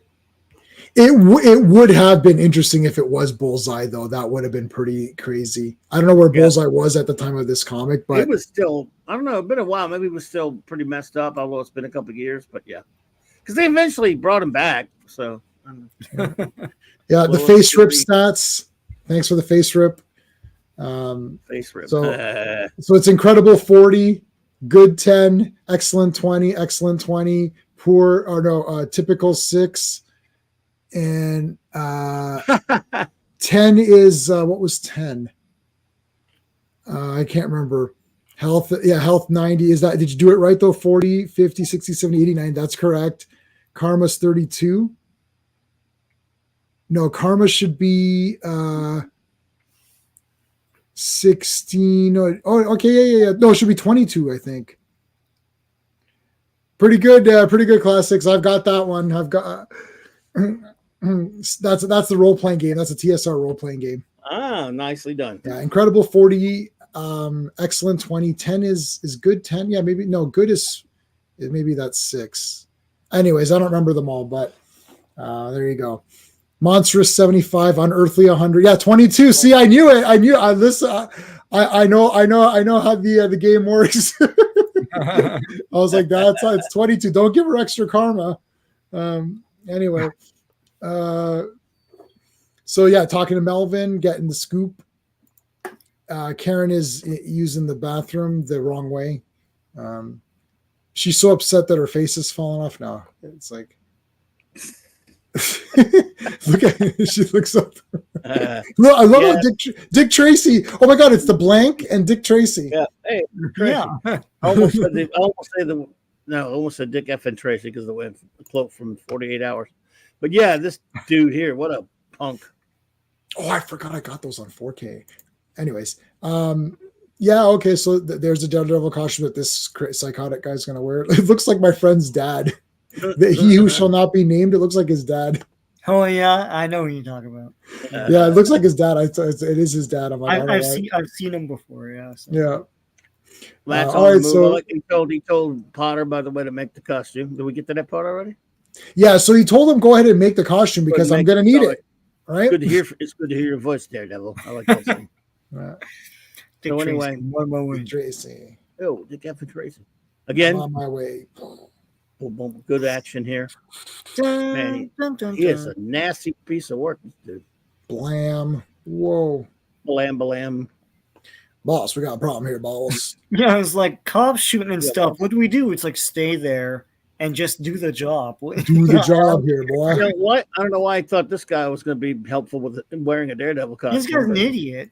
I love that he immediately turned psychotic and just started beating everybody up. That was awesome. Remember 5B. Okay, 5B beats the crap. That was awesome. But again, I love the fact that when it gets to Daredevil, he's no match for him. It's like, man, the scene. Yeah. Oh, yeah. Oh, she hit Foggy. Yeah, she hit Foggy to keep him out of it. Bitch. Just here, when he punches through the damn door to whack the mean, then he just whacks it, destroys the door. Yeah, that was pretty cool. What's cool about all that, like it ups the ante in the tension in that she knocks out Foggy, but as the reader, the goal is to kill Foggy, so now he's defenseless. Yeah, so it's actually worse that she thinks she's helping him, but yeah, because she's all about her. Yeah. It doesn't matter. Matt's looks like Chuck Norris here. Matt's gonna TCB. He does. He did some Karate Commandos here. They should make a movie called TCB. Anyway. I know. Time to take care of business. Yeah. Take care of business. Pity to lose Nelson. I only recently arranged to have him hired. Well, all right, those breaks. Those are breaks, and this You're guy fired. For sure, say terminated. Anyway. Terminated. Sure, baby. Let's talk. Smash. Here come the cops. Shoot this guy in the arm here. Spack. Crack. Then he just 5B. B. No, it's 5B, not BB. Yeah, I mean, he's able to fight back, but Matt, Matt. Run the Adams apple. Don't think so. Boom. Sidekick. Kick again. Karen. He goes after Karen. They strips him naked, but they didn't show that. But it's like a Cagney movie here. Yeah. It's a Cagney film. Yeah, he looks like that guy. Looks like a Cagney movie, right? He looks like him with the eyes there. Yeah. Oh man. She gets the drugs. Get it. Once. Yep, there she goes. Gets the drugs. He's just only Daredevil could do. He can just step on an ice thing and makes it goes right, aims it right where it needs to be to the dude's arm. Step on an ice, break your mother's back. No, step on an ice and get a thug in the arm. What the? Knocks that down. Oh my god! This is awesome, though. She's amazing, beautiful splash page right there. Yeah, they found each other. This guy's naked. I'm naked. Yep. I'm still naked. Because got the bad guys, cops got everybody. He took the costume or whatever. Yeah. He took the costume. Ben Urich. Oh man, this! I remember goodness. this. This is fire. It literally is fire. Yes, sir. We have Daredevil. God and Country. 232. God and Country is the title. March 25, 1986 release date. Cover, of course, by David Mazzucchelli. Writer Frank Miller. Penciler and inker David Mazzucchelli. Max Shield on the colors. Joe Rosenutterers. Editor Ralph Macchio, and Jim Shooter, of course, is the big editor-in-chief on all of this. Presented by Stan Lee, of course. Great cover. Beautiful cover. Yeah. And again, look, he's a costume, baby. Yep. Now, oh man, here's this crazy guy. Red pill. I love the masthead. If you look at the masthead of the cover, he's putting his gloves on. Oh, that is cool. Yeah. Look at that. That is cool. Yeah. Here's Nuke. Yeah, oh boy, boy, insane. Again, they couldn't get him right on the stupid. What was it on one of the Jessica Jones series or whatever? Oh, he was on Jessica Jones. Oh, he was. Yeah, but it was so lame. Give me a red. Yeah. Give me an R. Give me an E. Yeah. Give me a red. Give me a red. So red here we pill. got this. Yeah, this is again.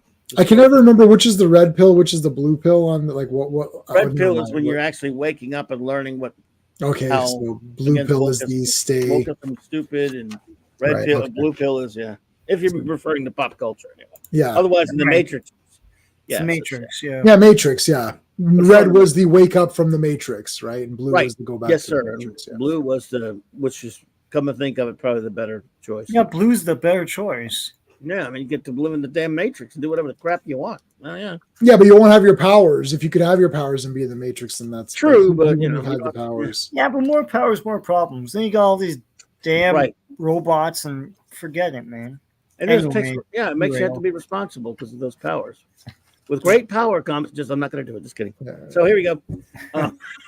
Here got some action for Nuke. And he loves the smell of napalm in the morning. Yep. He's got that digital thing on his gun. He's kicking some assers. Rambo is a wussweed to this guy. Yeah. This guy eats trucks for breakfast. Like, yes. Give me a truck here. Our boys. Yes, love it. Raking up. Give me a white pill. Where next? And then you're not going to believe this, boy. So Kingpin, and they're controlling this poor dude, Nuke, because they do. They control him in general, and what have you. This is one of my favorite single issue. I mean, the whole thing's my favorite, but this comic here, man, for what's coming. So Matt and Karen.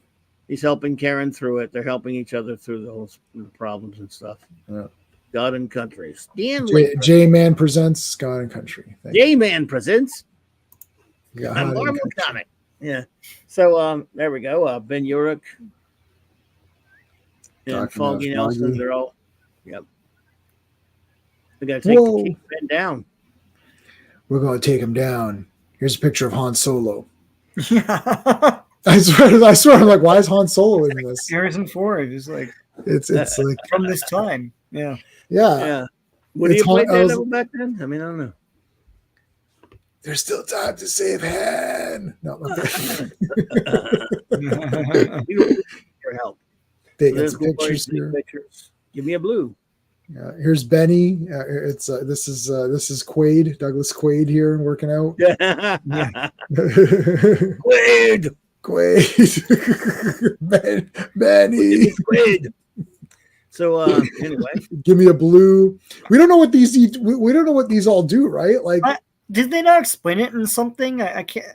It's like one calms him down, one revs him up. Yeah, one is like for when he's ready to get all charged up, fight. Yeah. White so red is down a little bit. Yeah.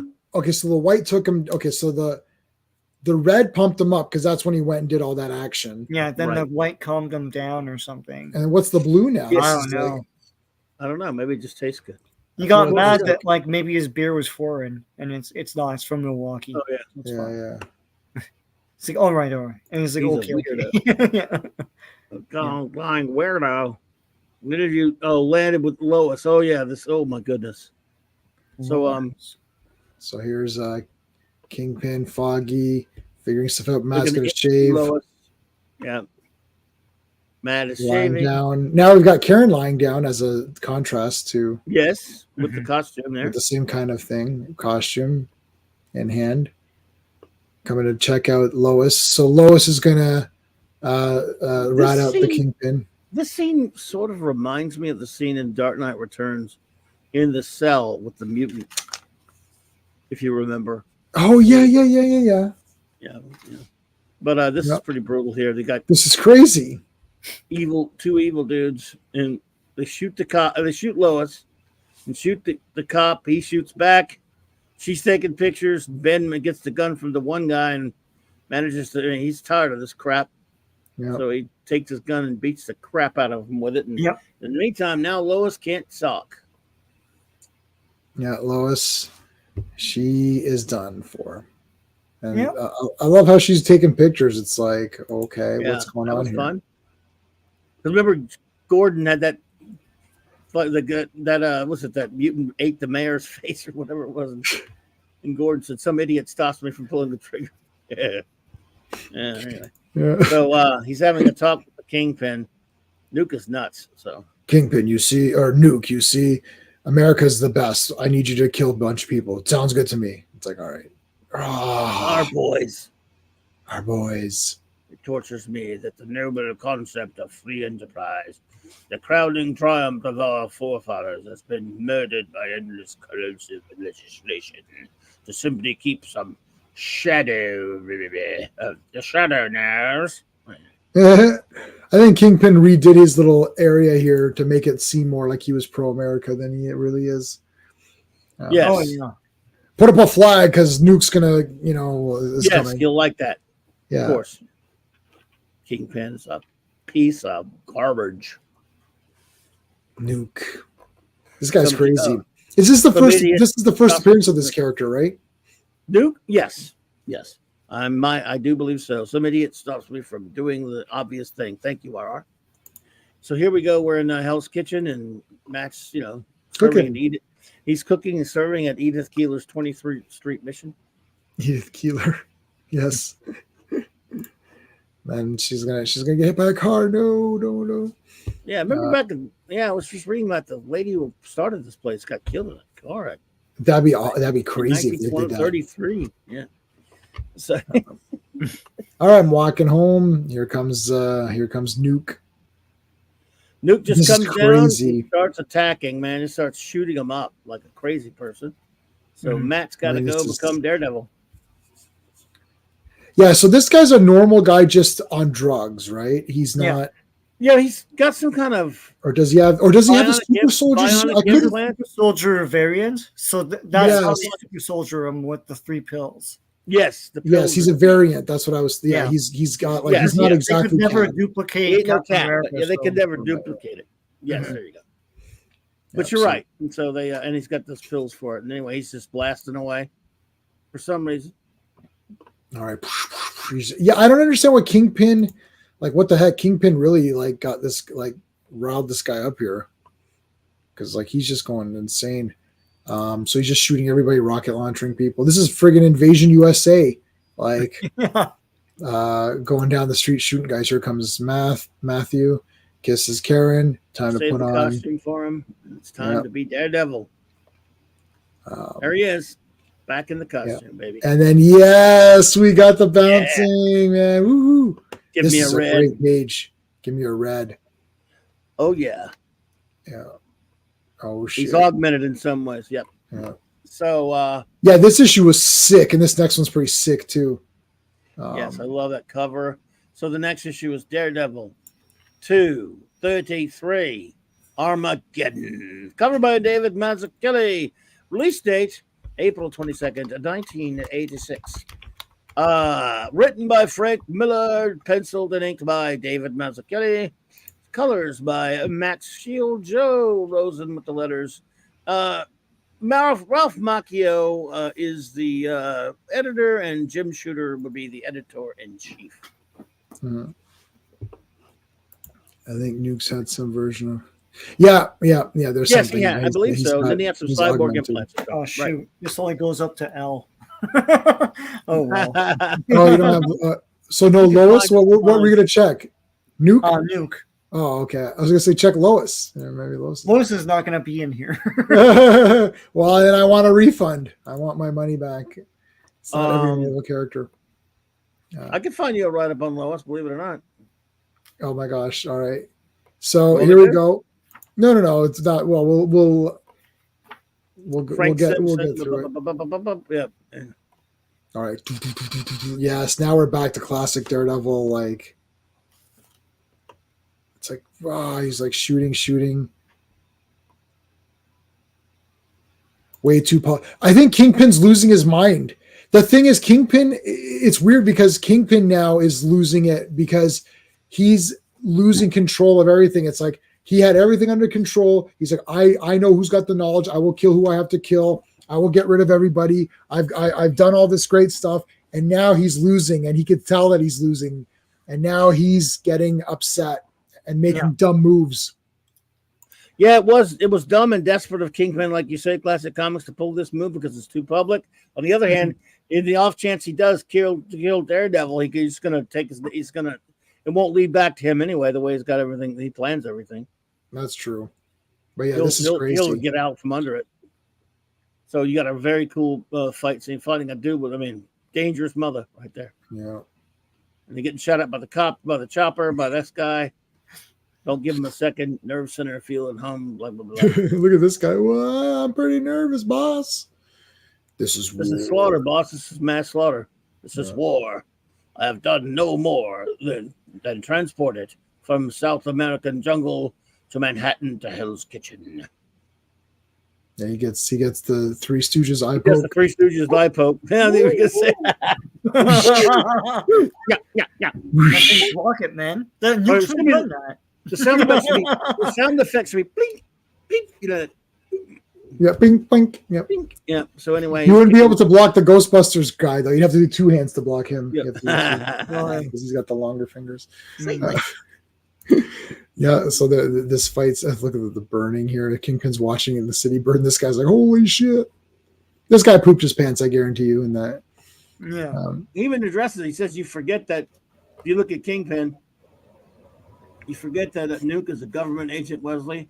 Do you think the Army wants it known that they loaned his services to the crime lord of New York City? We may depend on our duly elected officials to protect us. So he's covered. He's the Kingpin after all. Yeah. Great fight here. Classic. This is classic, Yes. Fight. Kick this guy. Has there ever been a Nuke figure? Let's take a look here. No, sir. I doubt it. Very serious. I'd get it. You can custom. Well, some people have done some customs. Oh, I can Nope. Nope, they've got one, baby. Is this custom? No way. Oh, it can't be a Marvel Legends, surely. But Hold on, I have to check. This can't be right. No, it is. It came with Ant-Man's torso. No, it's on Marvel Legends. I don't know. We're gonna check that after this thing if there's time. That's crazy. I'm definitely getting a nuke. I'm definitely getting a nuke. Ant-Man's torso. Why would there be a build of Ant-Man? He's too small. Oh, Giant Man. Sorry. Okay. Yeah. Oh, okay, I got you. So Whatever. anyway, he knocks him down on the wires here. the wires, and he falls. Falls. Boosh. He's still shooting. Like jumps down. Just incredible art right here. Oh my god! This entire he breaks the friggin' gun off of him. The guy starts shooting. No, it's Whoa! real. It's real, right? Real, yeah. Wow. So Daredevil basically blasted this chopper, but yeah, I know they did one. That's crazy. Crazy. Oh my god! Yeah, they've done a new. I think I might have to order that. Wow. Who else thinks Nuke should have originally? I'm sorry, it's a habit. It's your show, buddy. I don't mean. Go for it. Oh yeah, no, I was listening to you read it. So I'll do it, but it's just a reflex action, man. Go for it. Who else thinks Nuke should have originally been a Captain America villain? Yes, he's the anti-Captain America. For sure. Agreed. There's a big explosion. Okay, you got now, dude. This is one of my favorite scenes in all of comics history. Look, when the cat, let's see, put those fires out. We don't want a gas main going up. And look, if you go back just 1 sec, a soldier with a voice. Oh, keep missing. There you go. If you don't mind, with a voice that could command a god. And he cut to Thor and does. That gives me chills every time. Yeah. Captain America's the greatest. Yeah. Only Cap could do that. And then, of course, Daredevil shows up. Iron Man shows up in that armor that I didn't like much at the time. I wasn't a big fan of that armor. So you know, of course, that I like it. Yeah, loves it. I like all the wrong versions because that's when the game came out. Yeah. The game that Classic Comics was referencing earlier tonight. This was the armor in that game. Well, I'm afraid that's unacceptable. I can't have you liking that armor. I just it's tough. You're gonna have to try to live with it. It's gonna be tough. I don't know if I'm gonna be able to accept that. I will do my best to get you through these tough times. Thank you. As long as you can work with me on else, you're gonna pay. The Kingpin, say it. Give me a white. Give me a white. It's like Daredevil. That man is ours on federal authority. Stand back. Stand back. Stop 5 seconds. Now. Thank Stop you very talking. much. I knew somebody. Give me a white. Stay away. Cap ain't happy. Yeah, Captain America's You like know the something's WTF. going on here. This guy, I love this. This is too much. We talk about stupid. This guy's an idiot. Talking shit to the kingpin is stupid. Why would you do that? Hey, Especially Kingpin, you son of a motherless goat, you scum-sucking pig. You probably can go to cooking diesels. So you're not even sitting on the other side of the room where you might be able to run. You're like, No, man, yeah. you're right next to him. You're right next to the guy. I'll bet I'll go on, fat man. Hey, Yeah, he's like, you know, why don't you I've been just hitting get the fun bottle. at your own idiot, imbecile. Made a crack about his wife too. Yeah. I've been hitting the bottle. Sorry, Kingpin. I don't know what happened there. It's like, yeah, you're I dead. understand. Yeah. We all understand each other, don't we? Don't we, gentlemen? Man, you don't. That's about. I mean, unless you're the Hulk, you don't talk. You don't talk like that to the kingpin. No. Meanwhile, the church. I would like to see the Hulk. I'd like to see the Hulk bully the kingpin around. They're like, I could talk to you anything I want. They did. They did it in Joe Fix-It last year. Yeah, but he's the Joe Fix-It. Yeah, I guess that makes sense. Well, it makes sense because Savage Hulk wouldn't be. Last year, that's a Marvel comic. It's modern Marvel, yeah, but it was Peter David doing Joe Fix-It. Tyler Ennis is here, and yes, hey, it's Tyler, definitely what's going on. Definitely, Frank Miller is the writer on this book. 100%, baby. This is the masterpiece right here. We're reviewing all of Frank Miller's Daredevil. Yep, we've got one more episode left of the stream, but this is the Man Without Fear is a cool comic, but this is like this is it. This is like the great one. Yeah.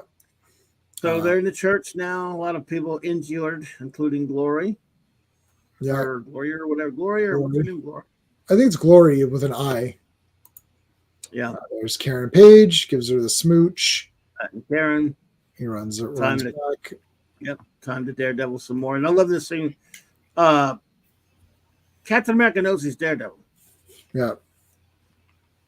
Why do you think that is? I mean you no harm. Well, how does he? Did he know from before? I don't remember. He must have known from a previous issue, right? Probably so. Because Daredevil was the worst secret identity of them all at this point. But everybody knows Cap Steve Rogers. Everybody knows Cap Steve Rogers. The man last night, who is, I love this when they're having this conversation about him. They say he's a terrorist, but it's no ordinary terrorist. Blah. Anyway, so what's it to you? And as it goes, he wears the flag. And Daredevil, I haven't noticed. I haven't noticed it. This is badass, this picture right here. Yes. I love how it's like they're like, Jameson sprung for the double color for the newsprint. Yeah. That is awesome. This is just awesome. I'm 100%. I'm getting that Nuke figure. I can't believe it. That's the weirdest thing. I can't believe there's a Nuke figure. Wow. Yeah, it's out of print now, so it's a lot. I saw it on eBay. You know me. I'll just pay it out. It's on Amazon, man. It's probably cheaper on eBay. Crazy money. How's it look? Well, we'll look at it later. We will take a look at it because it's pretty neat. All right, so here comes Cap saying, "Yo, who is this guy? Who is this man?" Oh, we don't how these things are, Cap. We can't tell you because it's like I'm loyal to nothing, General, except the dream. That's the best line in the whole thing, man. That was awesome. Oh man, I love it. It's like, yeah, I'm not loyal to you. You're dumbass. It's like, dream, baby. And I like when he's holding the flag when he gets it. The dream, baby. Yeah, I'm loyal to this. Right, that was awesome. I love it. Yeah, I paid for 3. It's an extra print charge. Requires a printing plate as well. I'm in the box and paper business, so it requires an extra printing plate.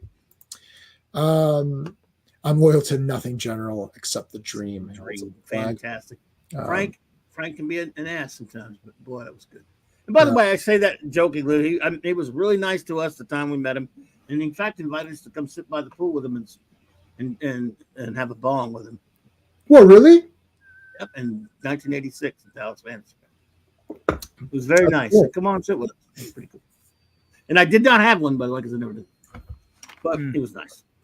Nuke is a menace. Yeah. You're Yes, welcome. he is. All right, so got to find out what's going on with this nuker. Ground floor, sir. Booshk. I know that's a J. Jonah Jameson reference classic. You're not lost on us. You know that. Yeah, nuke is a menace. Yeah. Yes, that's right. No, give me a red. Red. It's the pill. It's like, no, that's not good. Sorry, son. It's whites and blues for you now. So obviously, whites and blues or calmer or calmer, milder. Yeah. I'm going to look it up afterwards because I find this character to be very weird and kind of interesting and very. He probably came back sometimes. I just don't. Nothing I read, but doesn't mean anything. I'm 1 second. Ooh, maybe I need to take a red. Red. Yeah, this character is just really neat, and like I love he's looking at the paper here. Like, the enemy is here. It's here. I don't think General Hawk is going to hire this guy for it to be a Joe. Enemies that commie J. Jonah Jameson. Well, Cap knocked out some soldier dudes. Captain America's playing Halo. No, he's not. He's checking the computer. So here's where we get a little bit of a backstory, and they don't really continue on from here. So I'm assuming, I don't know if Frank. Does Frank own this character? It's weird because I know that they didn't have those deals when Frank started, right? So no, he doesn't get. They didn't make. It's Marvel. He don't know. That's Marvel. Marvel did not make deals like that. They paid him good. Well, but no royalties either, right? No. Oh hell no. No. Okay, so that's way later. That's way later. That's you think Frank can get a special deal, but no. No. All right, so Nuke is just losing his. I liked all this stuff actually. Technically, I was looking it up. Born Again kind of already ended. Yeah, like we're all issues. Yeah, we're already past Born Again. We're doing it because it's Frank Miller, so we're doing everything Frank Miller, anyways. Yeah, but like, I like all this stuff because I'm pretty interested in to see like what's going on with this character.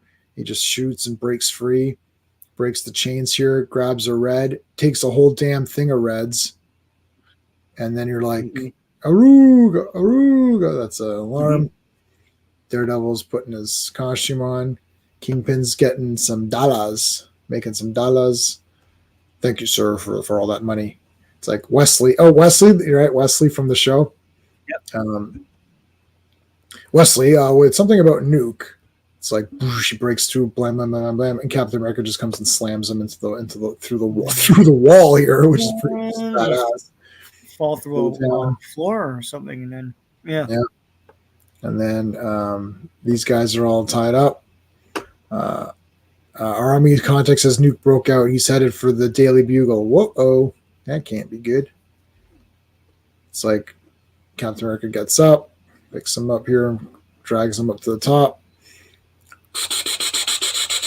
Daredevil. This is cool. Daredevil rescued. Saved him. Yeah, Daredevil rescues Captain America, pulls Nuke out of the way.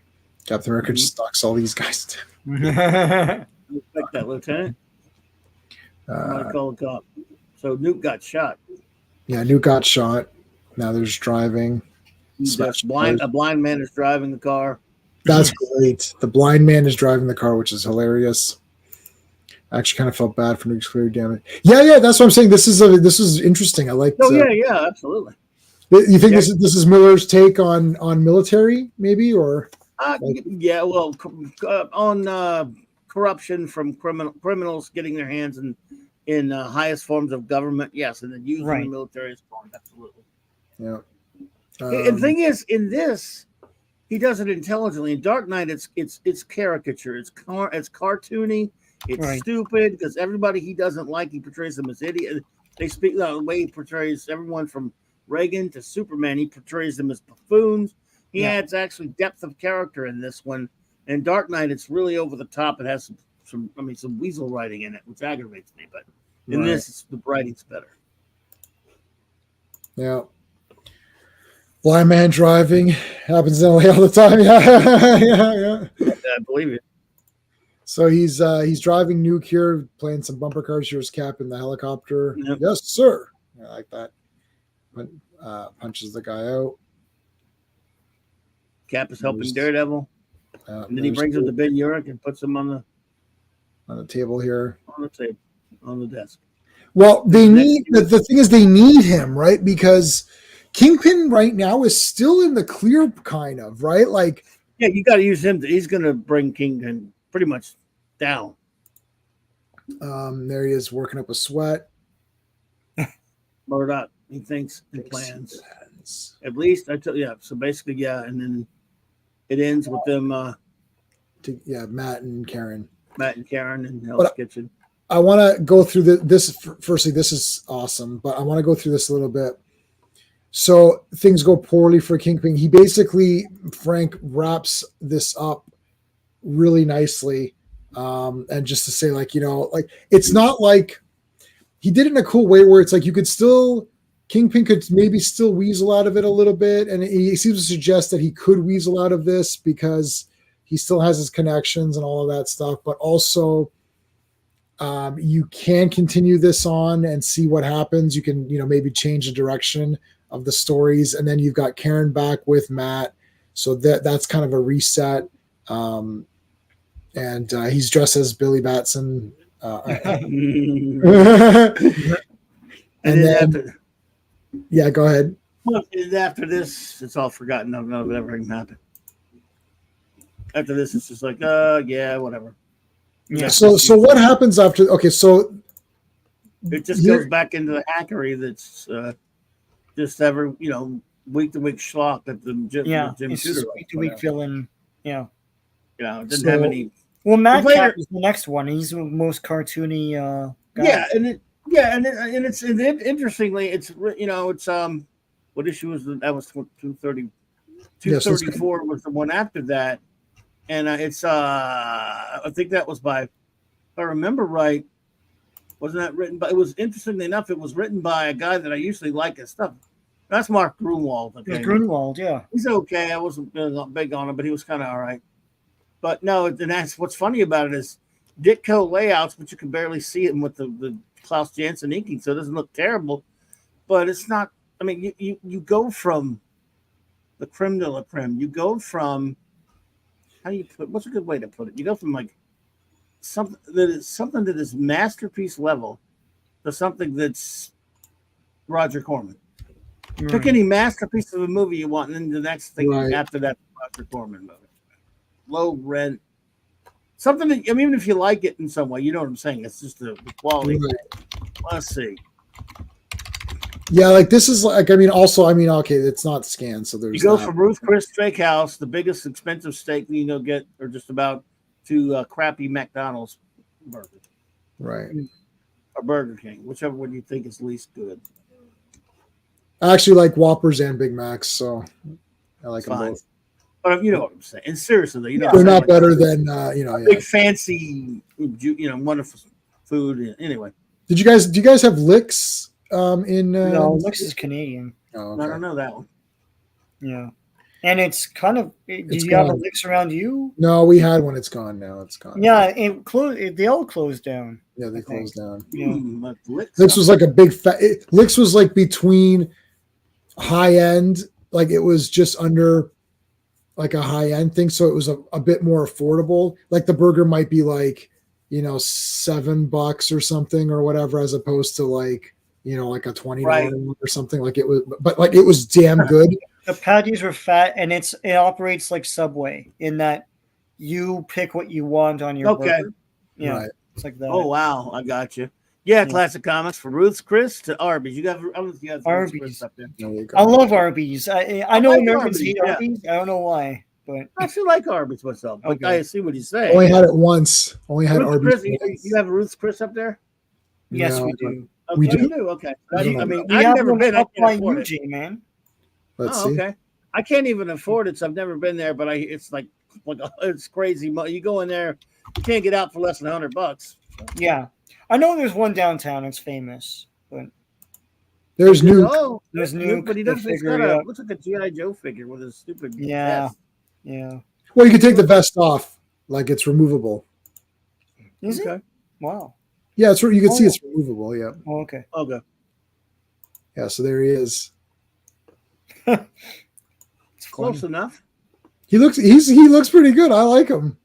Yeah, he does look like a G.I. Joe figure, but that's okay. I can have him fight Spirit. I have Spirit. Look, someone's got him fighting Daredevil. Oh, yeah, let's take a look at that. Nice. There you go. I have a Daredevil figure sort of like that. I need a new one. Yes. Yeah, I did my shelf is now Daredevil and Punisher. I merged them together. Oh, hold on. Let me take off that Harvey's. We have the reds. Got the reds. There you go. There you go. Sorry, you can see it better now. From Savoy Grill to Bob's Burger. You can see my where's my full screen? Wolverine fighting Nuke there. There's my Daredevil. Nice. Sure. There's the first Stilt Man, baby. Woohoo. Where's Stilt Man? Right there. That's the first Stilt Man comic. Oh, okay. Yeah, I thought you meant the figure. Yeah, I know. No, I don't have the figure. I wanted it so badly. I don't have I it. see the comic. It's not cheap, huh?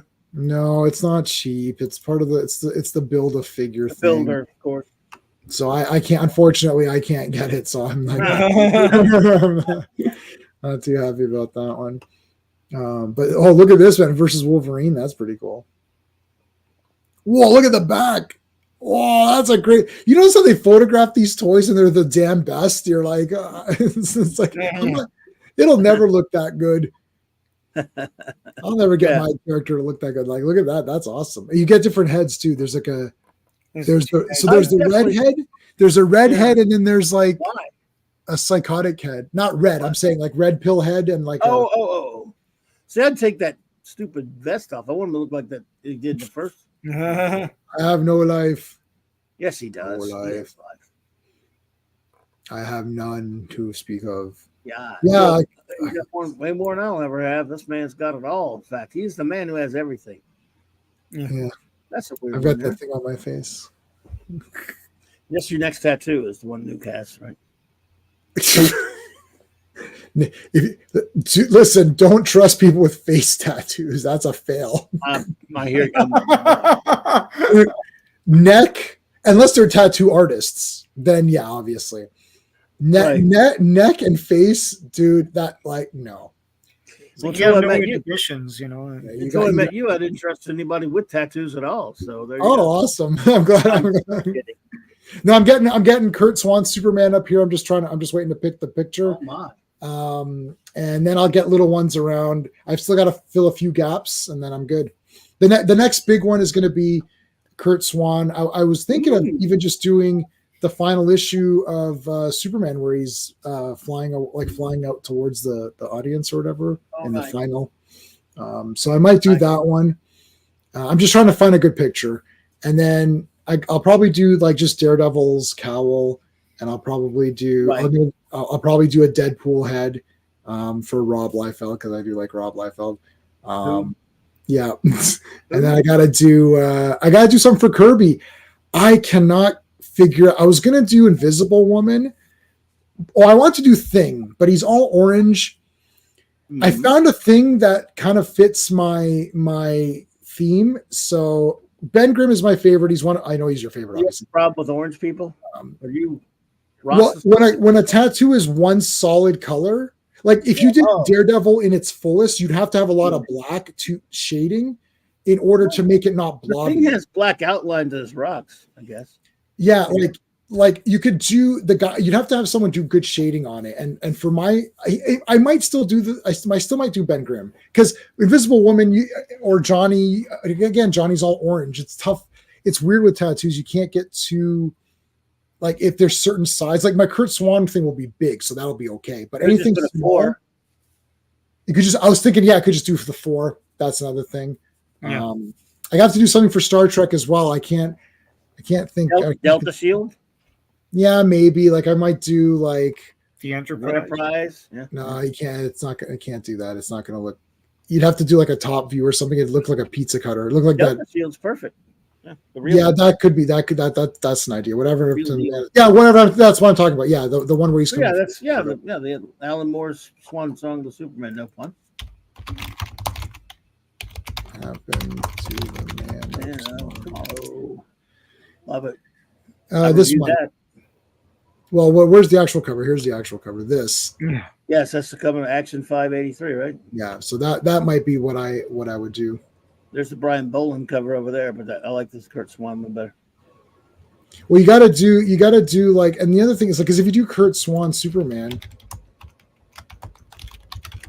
there's just like you don't know what to do. Superman. Like, oh, I was thinking about doing this.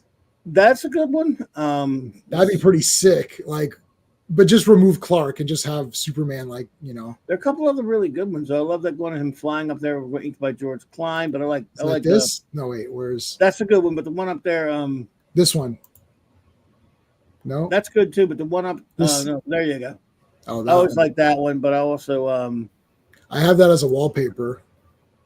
Who was better at drawing Superman, Jack Kirby or Kurt Swan? You know, I love Kirby, but Kurt Swan is just the greatest. You gotta go with, I'm too used to Kurt Swan. That's the only thing. Oh, he's the goat when it comes. That's Kirby is not what I call a Superman artist, even though I like that one thing he did there, and he did him fine when he was in Jimmy Olsen, but he's not in the pantheon of that. You know, I always wanted this issue. Oh yeah, I always want, like, I was like, what the hell's going on here? It's crazy. I don't have that one either. All right, guys.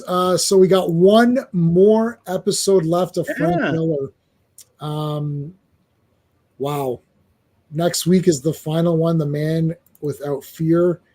That'll probably go fast because really that's just, again, another retelling pretty much, if I remember. Now, I haven't read that in like a long time.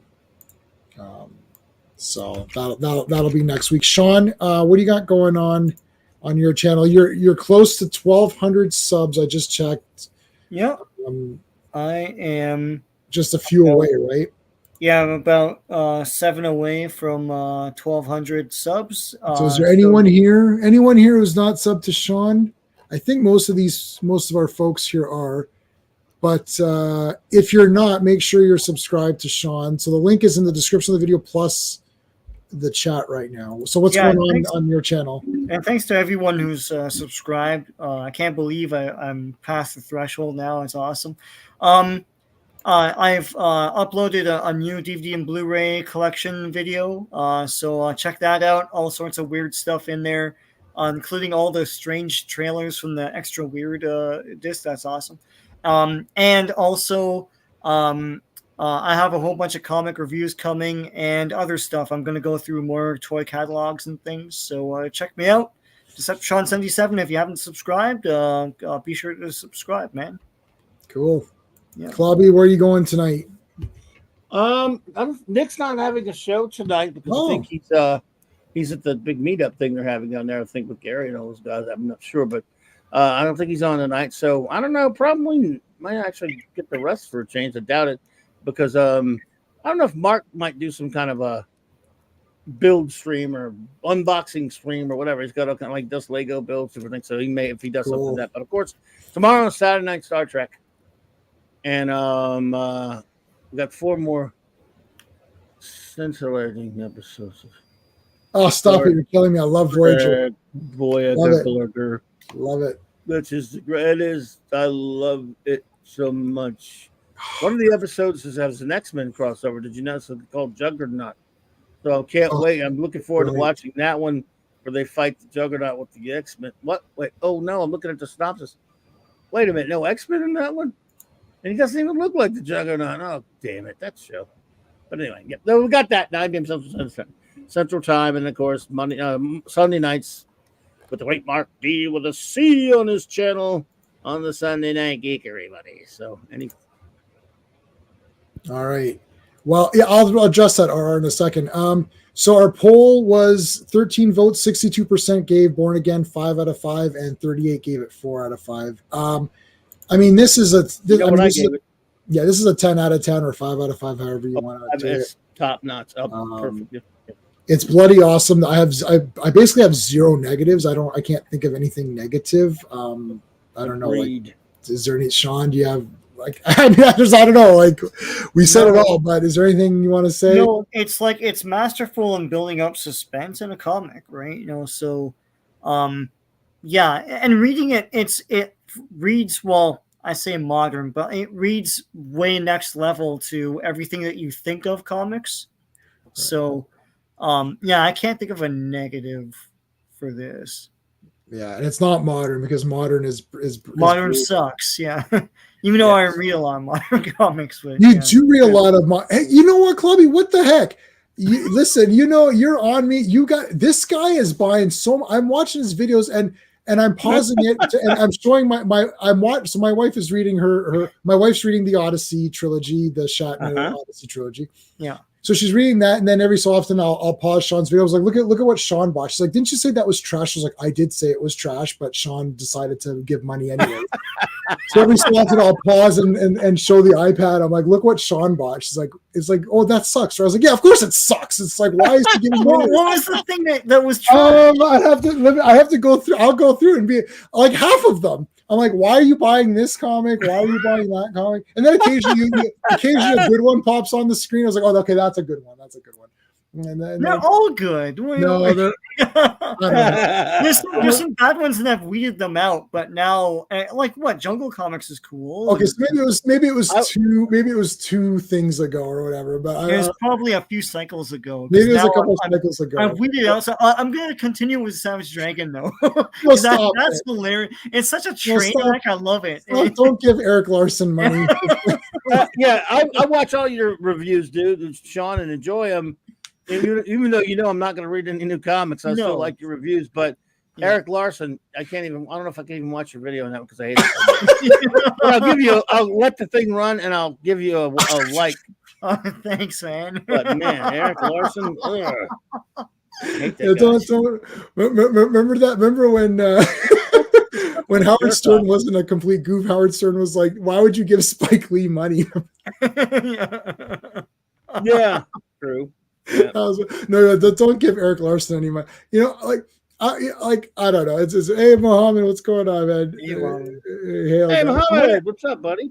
All right, so let's talk about classic stuff, but because I bought that Samson comic, that Mighty Samson, whatever. It looks hilarious. It's like from the '60s, and they're in a post-apocalyptic future, and they're all riding like Macy's Day Parade balloons or something, and they're fighting each other.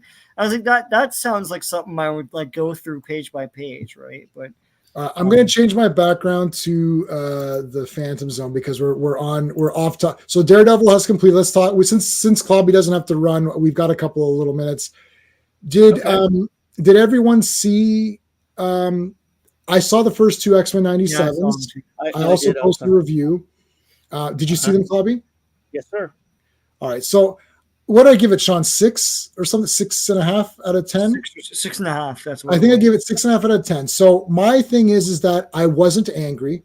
So let me tell. I put it on, and I thought I'd put on it late night. I started at like 10:30. Yeah. And I thought if I get angry, I won't get angry because my wife is already asleep. She goes to sleep by 10 sharp. So she goes to sleep, and then I started, and I thought I won't get angry because she's asleep because then I'll wake her up. So I was like, I'll just watch it calmly and then I won't get angry. And then I wasn't angry. I thought, well, I'm not that angry. But then the problem is that I foresee myself getting angry. So right now I'm not angry, but I might get angry. So then I analyzed it and thought, well, I had to knock off some points because they didn't make Rogue look like Rogue. I know it's bullshit. If you like the X-Men, remember this is continuing from the old cartoon. So if you're going to make everybody else look like they look like in the old cartoon, then why doesn't Rogue look like what she looked like? What? Just her butt? Is that? I know, just her butt, and like her curves are gone, right? Yeah, I didn't notice it. I didn't much when I was watching it. It didn't seem as outrageous as some of the pictures people show as an example. Yeah. It didn't stick out to me that much that way, but I understand. I guess a little bit it did. A little bit. But yeah. Angry again. Not angry about it. That they did that. It sucks though. Yeah, it sucks. I'm not angry at it. I'm not tense at that. I'm just pointing it out as a look. This is the same. No, I understand.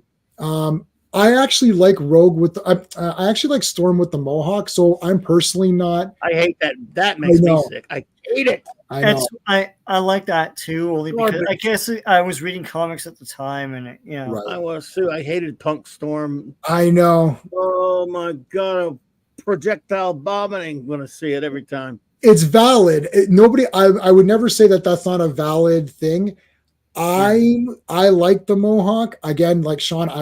That's when I was kind Such of a buying the beautiful woman ruining herself like that. It's disgusting. So now we know why they put it in the cartoon. They didn't put it in the cartoon for a comic. We know why they put it in there. Right. Yeah, we know why. Otherwise, they would give the same. She has the same costume. Correct. It's just she doesn't have the Punk Storm costume. Right. But they did the hair. So they did the hair. We know why. You're right. Exactly. If they were now, it looks like they are going to follow that because she did get depowered. Spoilers. She got depowered. Or demutant, whatever. So she would then why didn't they just give her the normal hair? She loses the mutant power. See, this is what I'm saying. It might piss me off down the road because right away you're like, okay, just have her the normal hair with the normal suit. She gets depowered. She then goes to the Punk look and does her hair and says, now I want to look this way because now I'm not Storm anymore. Then we wouldn't be talking about that, right? Yeah. Cyclops is my favorite Marvel character, and they're already like, gotta make him an ass or looked down upon because he's my favorite X-Men. He's my favorite X-Men, not my favorite Marvel, but I hear you. Right. No, but I'm wrong.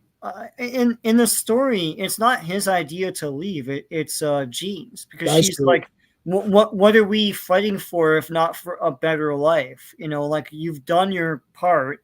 Now let's go, right? Yeah. And so I don't know if they're gonna go that route. That's the thing. Like, this is one in episode 1, 2. If I were just looking at episode 1, 2, it's pretty cool. But we're like, oh my god, what's gonna happen later? It seems to me like they're just taking. Well, they say it in the comments here. They're just taking 80s, well, mostly 80s storylines, like the whole Madeline Pryor thing and all that, and smooshing them together into these bite-sized 30-minute episodes, right? Mm-hmm. Like Trial of Magneto's in there. It's just they're just whipping through these. He's even chained up and all that, and they gave him that stupid costume, which I hate that costume, but it is from the comic. It's from the comics. I gotta tell you, this is embarrassing. I'm kind of like at the end of the episode, it's like I kind of got used to the costume. And I actually ordered the figure because I ordered Cyclops because he's my favorite. But I did order like the early Magneto. I hate that Cyclops costume. Hate it. I've always hated the one in the cartoon. That costume.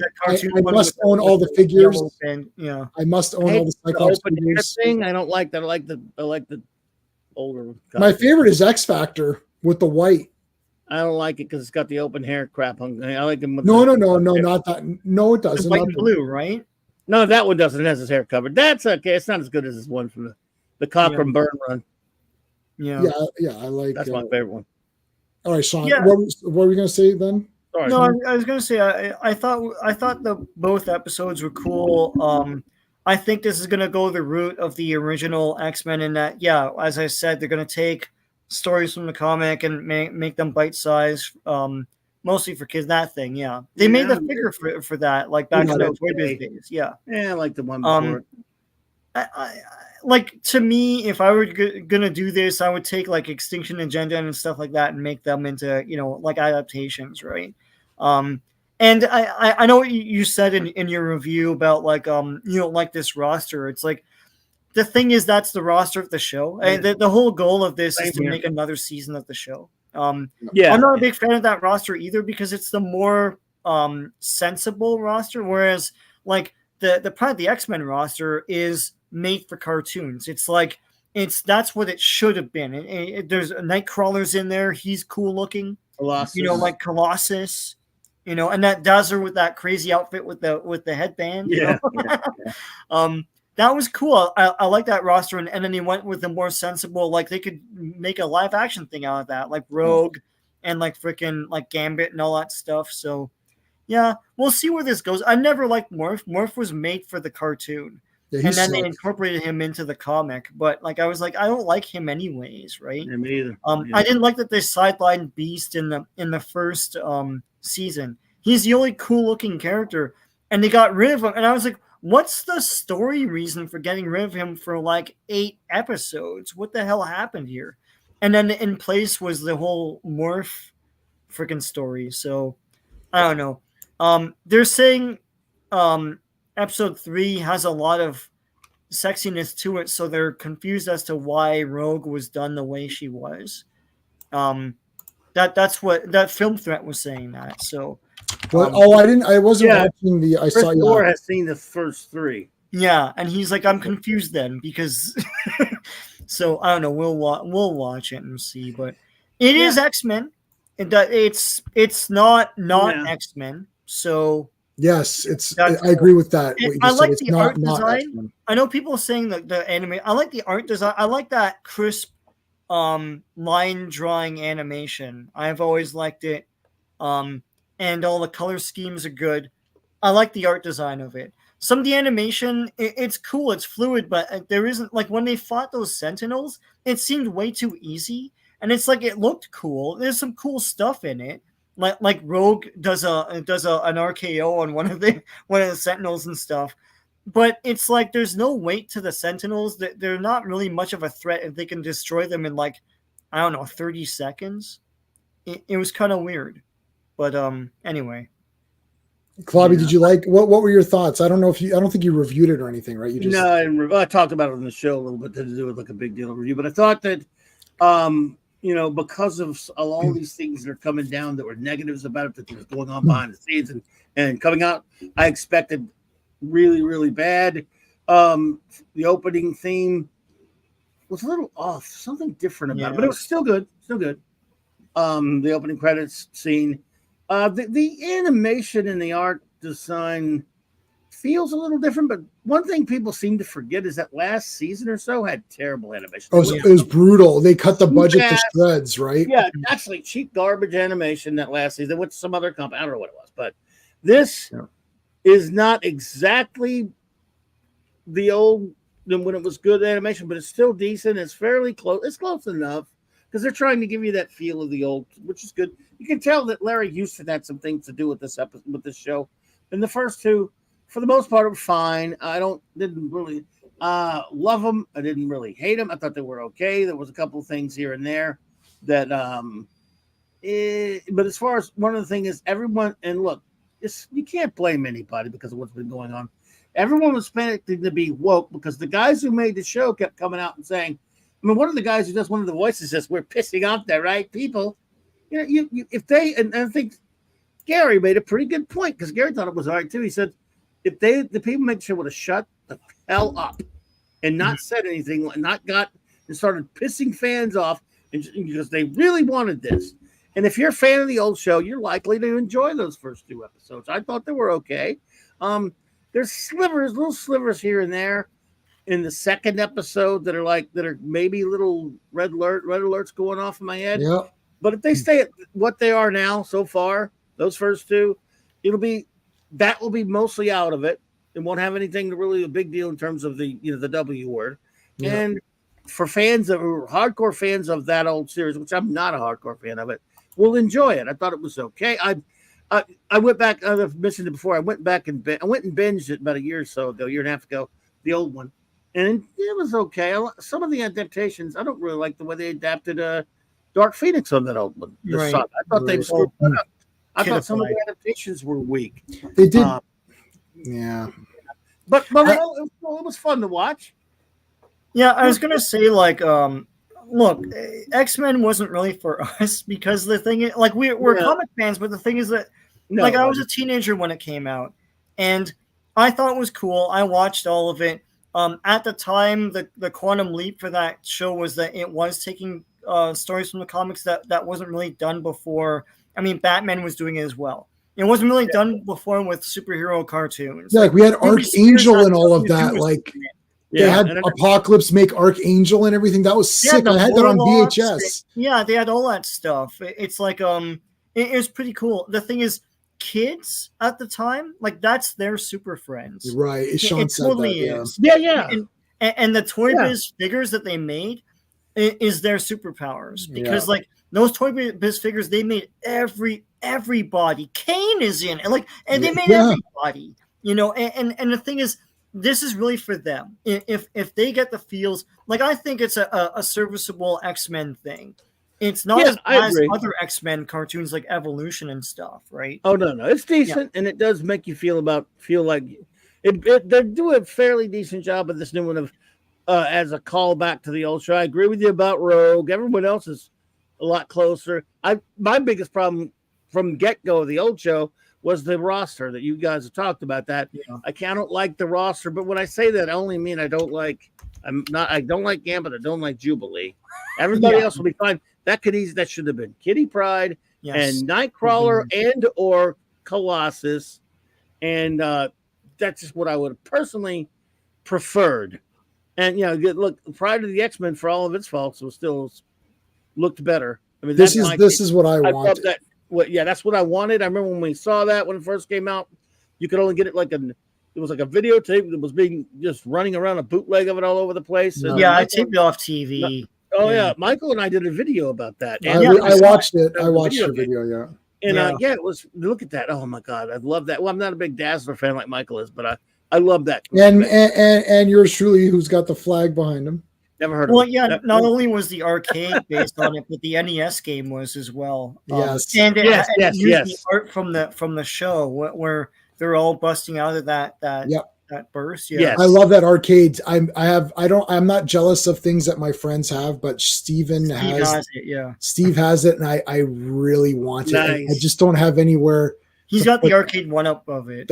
Which I still think is awesome. I would love to have it, and I just don't know where to put it. I literally have gone around with a measuring tape. The measuring tape's right there. Well, yeah. I've gone around like, where could I fit this sucker? It has X-Men. It has the Avengers. And that's nostalgic to me, man. Yeah, that's a great. I have that.